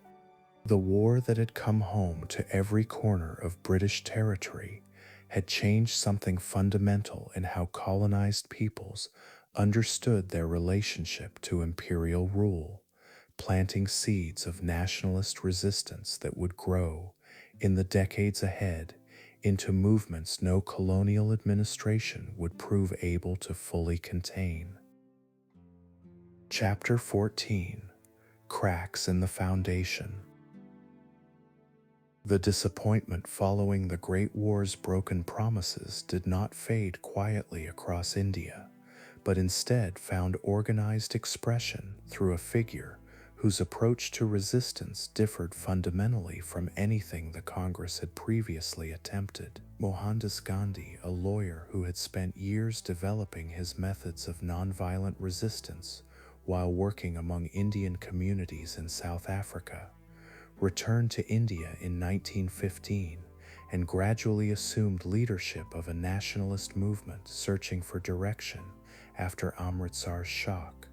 His philosophy of satyagraha, a form of active but non-violent civil disobedience, offered ordinary Indians a way to participate in resistance that required no weapons and risked, in theory, less brutal reprisal than armed rebellion would invite. Gandhi launched his first major nationwide campaign in 1920, the Non-Cooperation Movement, urging Indians to boycott British institutions, schools, courts, and imported goods as a means of demonstrating that colonial rule depended entirely on Indian cooperation. It could withdraw at will. The movement spread rapidly across the subcontinent, drawing support from millions who had never previously participated in organized political action, though Gandhi himself suspended it abruptly in 1922 after violence erupted at Chauri Chaura, where a mob burned a police station and killed several officers. This willingness to halt a successful campaign rather than compromise its nonviolent principles baffled some followers, even as it deepened Gandhi's moral authority among others. The 1920s brought further constitutional tinkering from London, none of it satisfying nationalist demands that had grown considerably more ambitious since the war's disappointing aftermath. The Simon Commission, dispatched from Britain in 1927 to review India's constitutional progress, provoked outrage simply through its composition, since it included no Indian members whatsoever, an omission that struck even moderate nationalists as an unmistakable insult. Protests against the Commission's visit turned violent in several cities, and the growing assertiveness of these demonstrations signaled that patience with gradual, externally imposed reform was wearing dangerously thin. Gandhi returned to direct action in 1930 through the Salt March, a deceptively simple campaign built around Britain's monopoly on salt production and the tax it imposed on this basic necessity of Indian life. He walked some 240 miles from his ashram to the coastal town of Dandi, gathering followers along the route before symbolically producing salt from seawater in open defiance of colonial law. The image of an elderly man in simple homespun cloth defying an empire through such a modest act captured global attention in ways more conventional protest never had, and the campaign that followed saw tens of thousands arrested across India for similarly symbolic acts of defiance. Colonial authorities responded to the civil disobedience with mass arrests, including Gandhi's own repeated imprisonment, yet the moral theater of the campaign proved difficult to counter through force alone. Negotiations between Gandhi and the Viceroy, Lord Irwin, produced a pact in 1931 that secured some concessions and Gandhi's attendance at a roundtable conference in London, though the conference itself achieved little of substance toward genuine self-governance. Muslim leaders within India, increasingly concerned that Congress dominance might translate eventually into Hindu majority rule, began articulating demands for separate political safeguards during these same years, a fracture that would prove immensely consequential in the following decade. Muhammad Ali Jinnah, once himself a member of Congress who had championed Hindu-Muslim unity, grew progressively more convinced through the 1930s that Muslim interests required protection distinct from whatever arrangement Congress might eventually negotiate with British authorities. His Muslim League, initially a comparatively minor political force, began building support around the argument that India's Muslim population constituted a distinct political community, deserving its own guarantees rather than simple minority status within a Hindu-majority democracy. This growing rift between Congress and the League, still manageable in the 1930s, would widen catastrophically once independence itself finally arrived.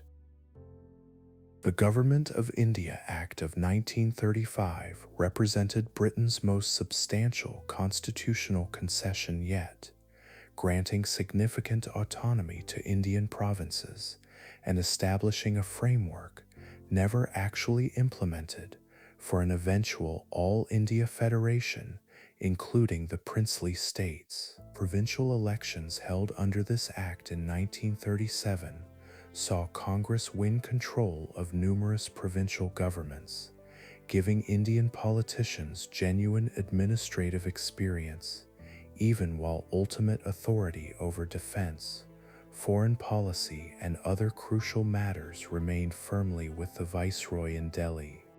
The arrangement satisfied nobody fully, moderate reformers included, but it demonstrated a colonial government increasingly unable to hold the line against demands for greater self-rule.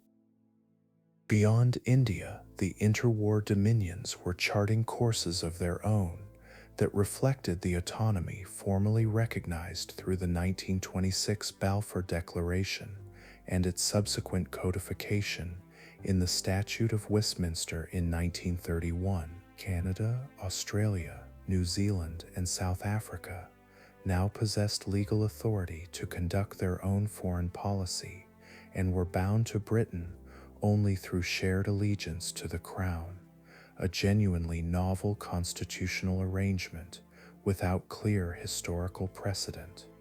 Ireland's status proved considerably more contentious than the other dominions, its own bitter path toward partial independence, achieved through the Anglo-Irish Treaty of 1921 following years of guerrilla warfare, leaving a partitioned island whose northern counties remained tied to Britain in ways that would generate conflict for generations afterward. Economic depression, arriving globally after the 1929 stock market crash in the United States, struck the dominions and colonies with particular severity given their continued dependence on exporting raw materials whose prices collapsed catastrophically during these years. Wheat farmers in Canada and Australia, wool producers in New Zealand, and countless colonial economies built around single commodity exports all suffered devastating income losses as world demand contracted sharply. Britain itself responded partly through a system of imperial preference established at the Ottawa Conference in 1932, offering reduced tariffs on goods traded within the empire, an arrangement that provided some relief but could not fully insulate colonial economies from the broader global collapse. Political currents within Britain itself grew increasingly anxious during these Depression years about threats emerging from continental Europe, where fascist movements in Italy and, more alarmingly, National Socialism in Germany were consolidating power through the early 1930s. Adolf Hitler's rise to the German chancellorship in 1933, initially registered in Britain, more as a curiosity of German domestic politics than an immediate imperial concern, though this perception would shift dramatically as the decade progressed. British foreign policy through much of the 1930s pursued a strategy of appeasement, hoping to satisfy German grievances through limited concessions rather than risk another catastrophic continental war so soon after the last one's devastating toll. Neville Chamberlain's government pursued this appeasement policy most notably through the Munich Agreement of 1938, ceding the Sudetenland region of Czechoslovakia to Germany in exchange for promises of no further territorial ambition, promises Hitler would break within months. The Empire watched these European developments with genuine unease, aware that another major war would demand contributions from dominions and colonies whose loyalty, after the disappointments following the previous war's broken promises, could no longer be simply assumed. Australian and Canadian leaders, in particular, made clear that any future conflict would require their own parliament's consent rather than automatic commitment inherited from Britain's prior declaration.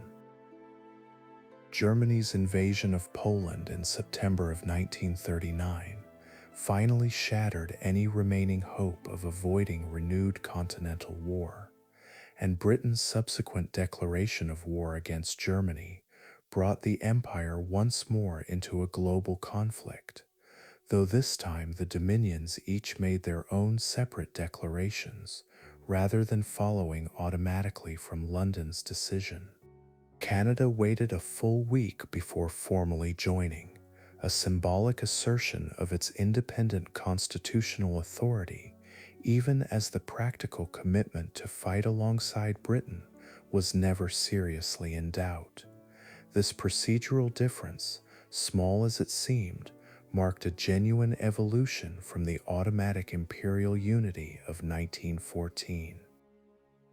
India's position proved far more fraught, since the Viceroy, Lord Linlithgow, declared India at war with Germany in 1939 without consulting Congress leadership at all, an act that Congress considered a fundamental insult given the constitutional gains achieved through years of painful struggle.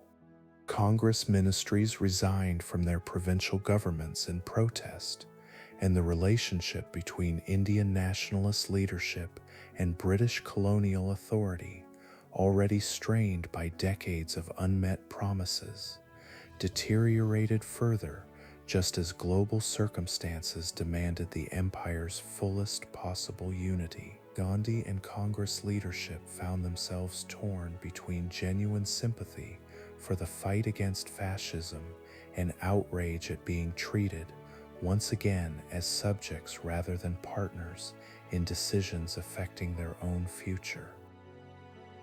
The war's early years brought genuine catastrophe for Britain and its empire. France's collapse in 1940, leaving Britain to face German power essentially alone, its survival dependent on resources and manpower the empire alone could still provide.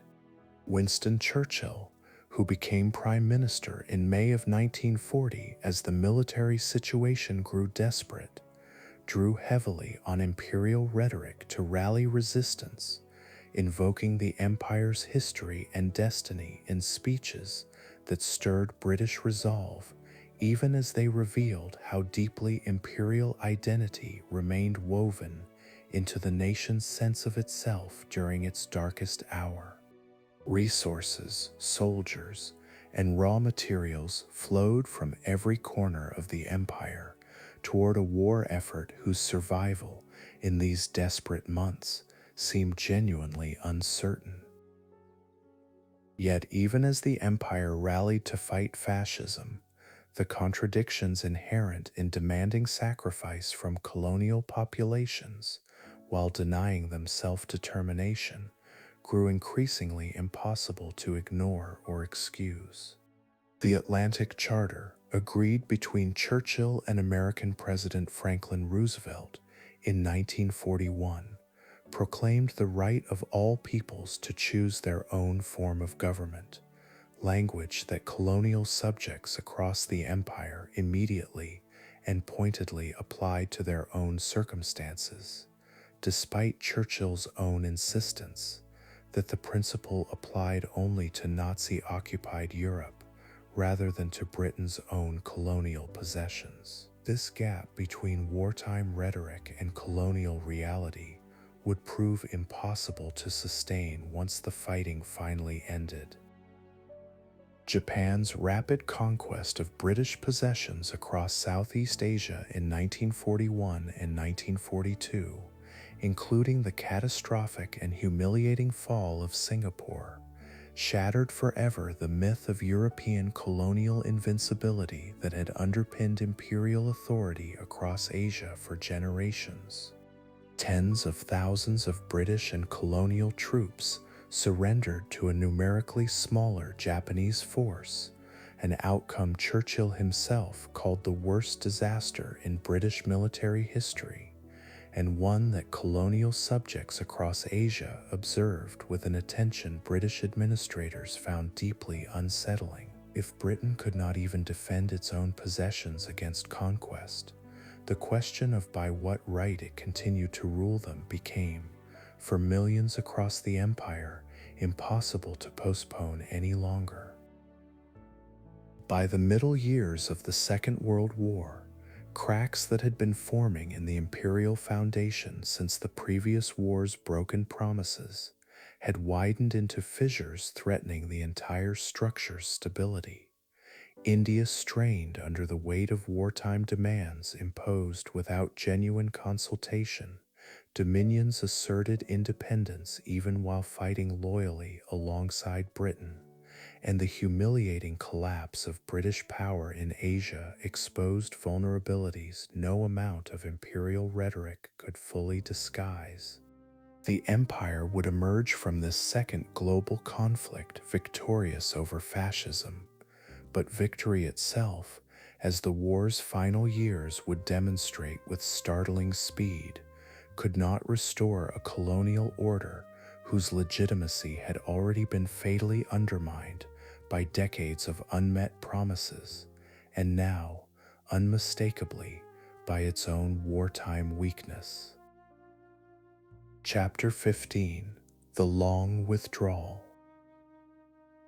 Victory over Japan in August of 1945 brought the Second World War to its final close, but the empire that emerged from 6 years of grinding conflict bore little resemblance to the confident global power that had entered it. Britain's economy lay exhausted, its treasury drained by war debts owed largely to the United States, and its industrial base battered by years of bombing and diverted production. Clement Attlee's Labour government, elected in a landslide even before Japan's surrender, inherited a nation whose capacity to maintain a global empire had been fundamentally undermined by the very war it had just helped win. Something had to give, and the question facing Attlee's cabinet was less whether retreat from empire would begin than how quickly and how completely it would need to unfold. India stood first and most urgently among the territories demanding resolution, its wartime experience having hardened nationalist demands beyond any hope of the gradual constitutional tinkering Britain had long favored. Gandhi and the Congress leadership, released from wartime imprisonment, resumed their push for full independence with renewed urgency, while Jinnah's Muslim League grew increasingly insistent that any settlement include a separate state for India's Muslim population. Communal violence between Hindus and Muslims erupted with alarming ferocity in several cities during 1946. A grim preview of the bloodshed that any hasty partition might unleash across a subcontinent already primed for conflict. Lord Mountbatten, dispatched as India's final viceroy in early 1947, arrived with instructions to negotiate a transfer of power and quickly concluded that further delay would only worsen the violence already spreading across the country. He accelerated the timeline dramatically, moving independence forward from a planned 1948 date to August of 1947, a compression that left barely months to resolve the enormously complex question of how to divide a subcontinent along religious lines. Cyril Radcliffe, a British lawyer with no prior experience of India, was given just weeks to draw the actual boundary lines separating the new nations of India and Pakistan, boundaries that would cut through villages, farms, and families with little regard for the human chaos such lines would immediately produce.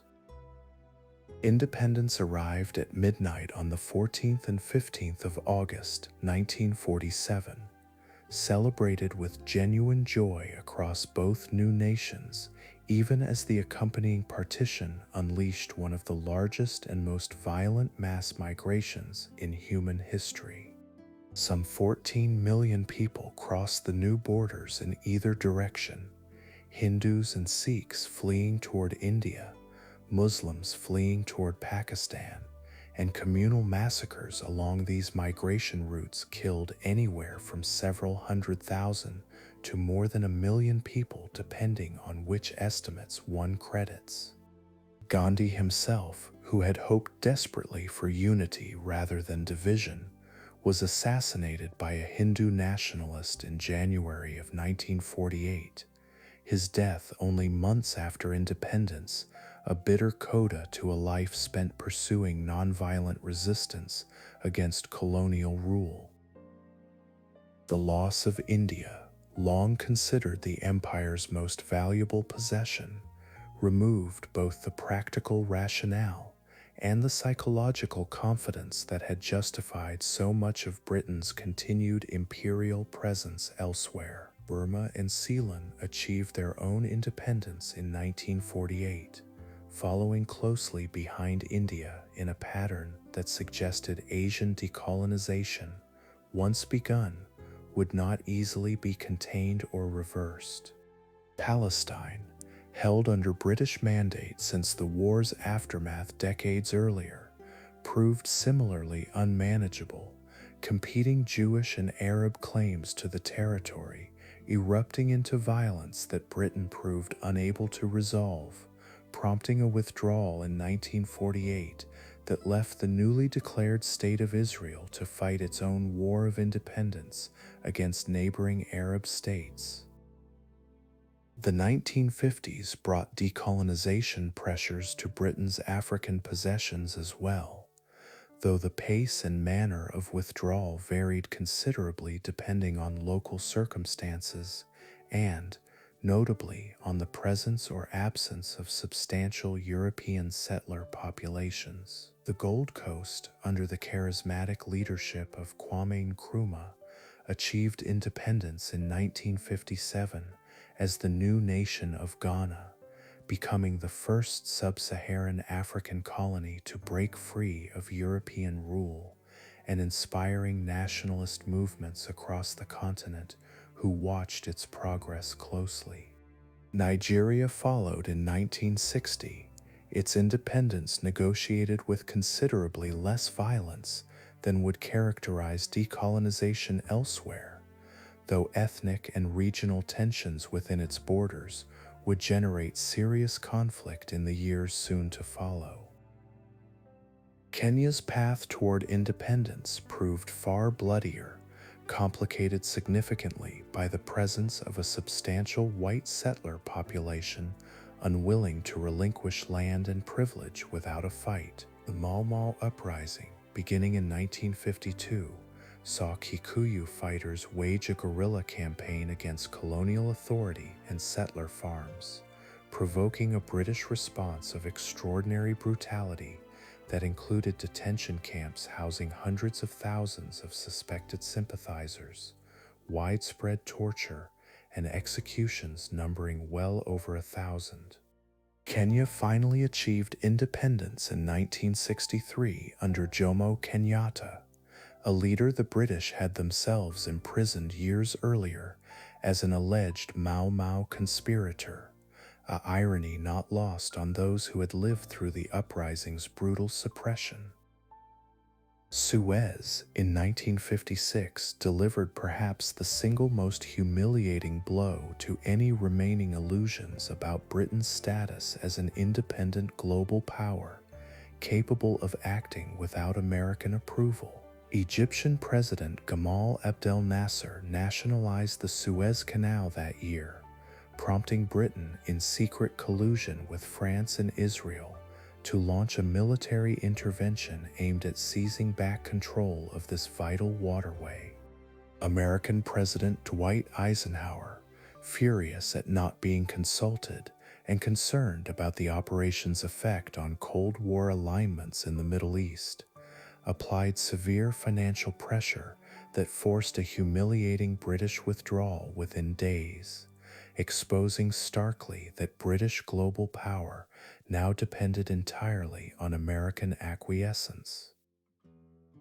Harold Macmillan, who became Prime Minister in the crisis's aftermath, delivered a speech in 1960 that acknowledged directly what Suez had already made painfully clear, describing a wind of change blowing through Africa that colonial powers could no longer resist, regardless of their own preferences.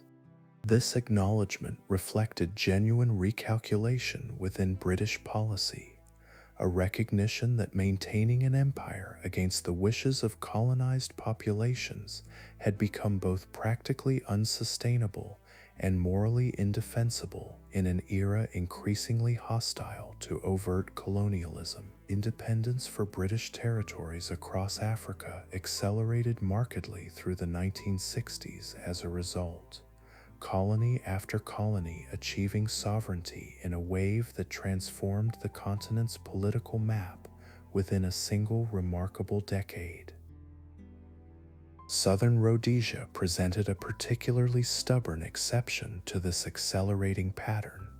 Its white settler minority, led by Ian Smith, unilaterally declaring independence in 1965, rather than accept British insistence on majority rule before granting full sovereignty. This declaration, condemned internationally and met with economic sanctions, produced a prolonged guerrilla war between Smith's government and black nationalist movements that dragged on for well over a decade before finally concluding through negotiated settlement. The new nation of Zimbabwe emerged from this settlement in 1980, its independence delayed far longer and purchased through far more bloodshed than most of its African neighbors had required.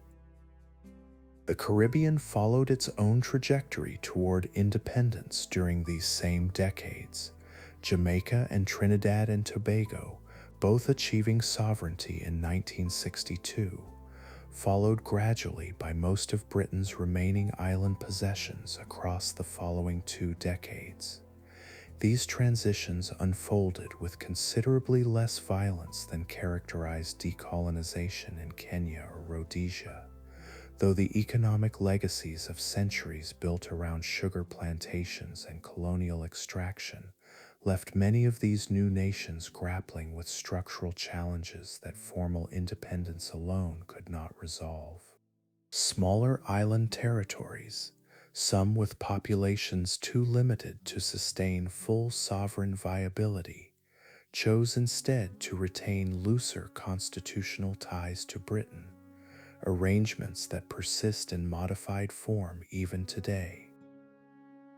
Hong Kong occupied an unusual position throughout this broader wave of decolonization, its status complicated by the 99-year lease Britain had secured over the new territories back in 1898, a lease set to expire in 1997 regardless of what happened to the smaller portions of the territory Britain held in outright perpetuity. As that expiration date approached through the 1980s, negotiations between Britain and the People's Republic of China grew increasingly urgent, since the new territory's agricultural land and water supply had become essential to Hong Kong's viability as a whole, making partial retention of just the perpetually owned portions impractical for either side to contemplate seriously. Margaret Thatcher, Prime Minister through much of these negotiations, initially hoped Britain might retain some administrative role in Hong Kong even after the lease's technical expiration, but Chinese leader Deng Xiaoping made unmistakably clear that full sovereignty would return to China regardless of British preference. The Sino-British Joint Declaration, signed in 1984, established the terms for this transfer, promising Hong Kong a distinct legal and economic system, styled as one country, two systems, that would remain in place for 50 years following the handover, a formula intended to reassure a population understandably anxious about the transition from British colonial administration to Chinese sovereignty. The final years before handover saw Hong Kong itself transformed almost beyond recognition from the modest trading port Britain had first acquired following the Opium War more than a century earlier. It had grown into one of the world's most significant financial centers, its skyline crowded with skyscrapers and its economy generating wealth that dwarfed what its original colonial founders could ever have imagined.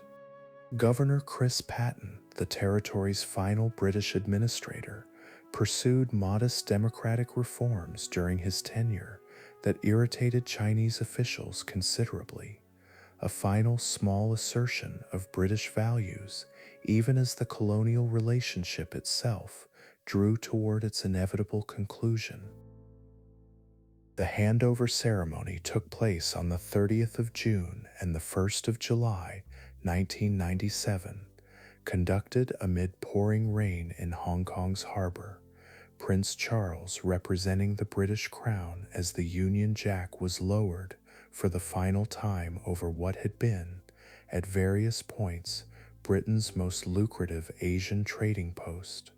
Patten himself appeared visibly moved as he departed aboard the royal yacht Britannia, a vessel that would itself be decommissioned within months, its own retirement seeming to symbolize the closing of an imperial chapter stretching back nearly 4 centuries. Chinese sovereignty was formally restored at midnight, ending British rule over a territory it had held since the aftermath of a war fought, uncomfortably, to force an addictive drug trade upon an unwilling nation.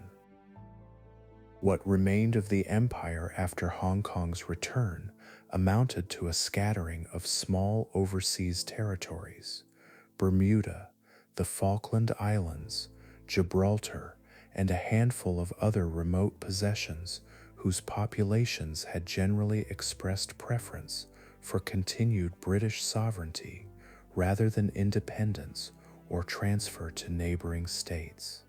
The Falklands themselves had already demonstrated, through a brief but intense war fought against Argentina in 1982, that Britain remained willing to defend even its smallest remaining territories against forcible seizure, though the scale of such commitments bore no resemblance whatsoever to the vast global dominion Britain had once governed.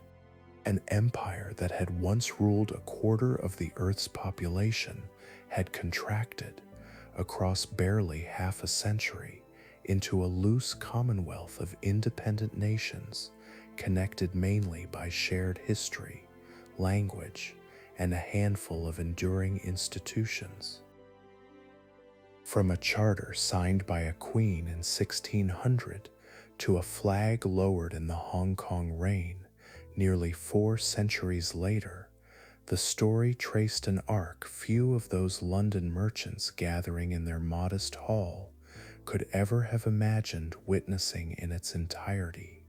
Trading posts had become provinces, provinces had become an empire, and that empire, built through commerce, conquest, and often extraordinary cruelty toward the peoples it claimed to govern, had eventually dissolved under pressures no garrison or gunboat could ultimately withstand. What it left behind, scattered across every continent it had once touched, was a legacy as complicated and contested as the empire itself had been, woven inseparably into the languages, borders, and unresolved grievances of a world it had shaped far more profoundly than it had ever fully understood.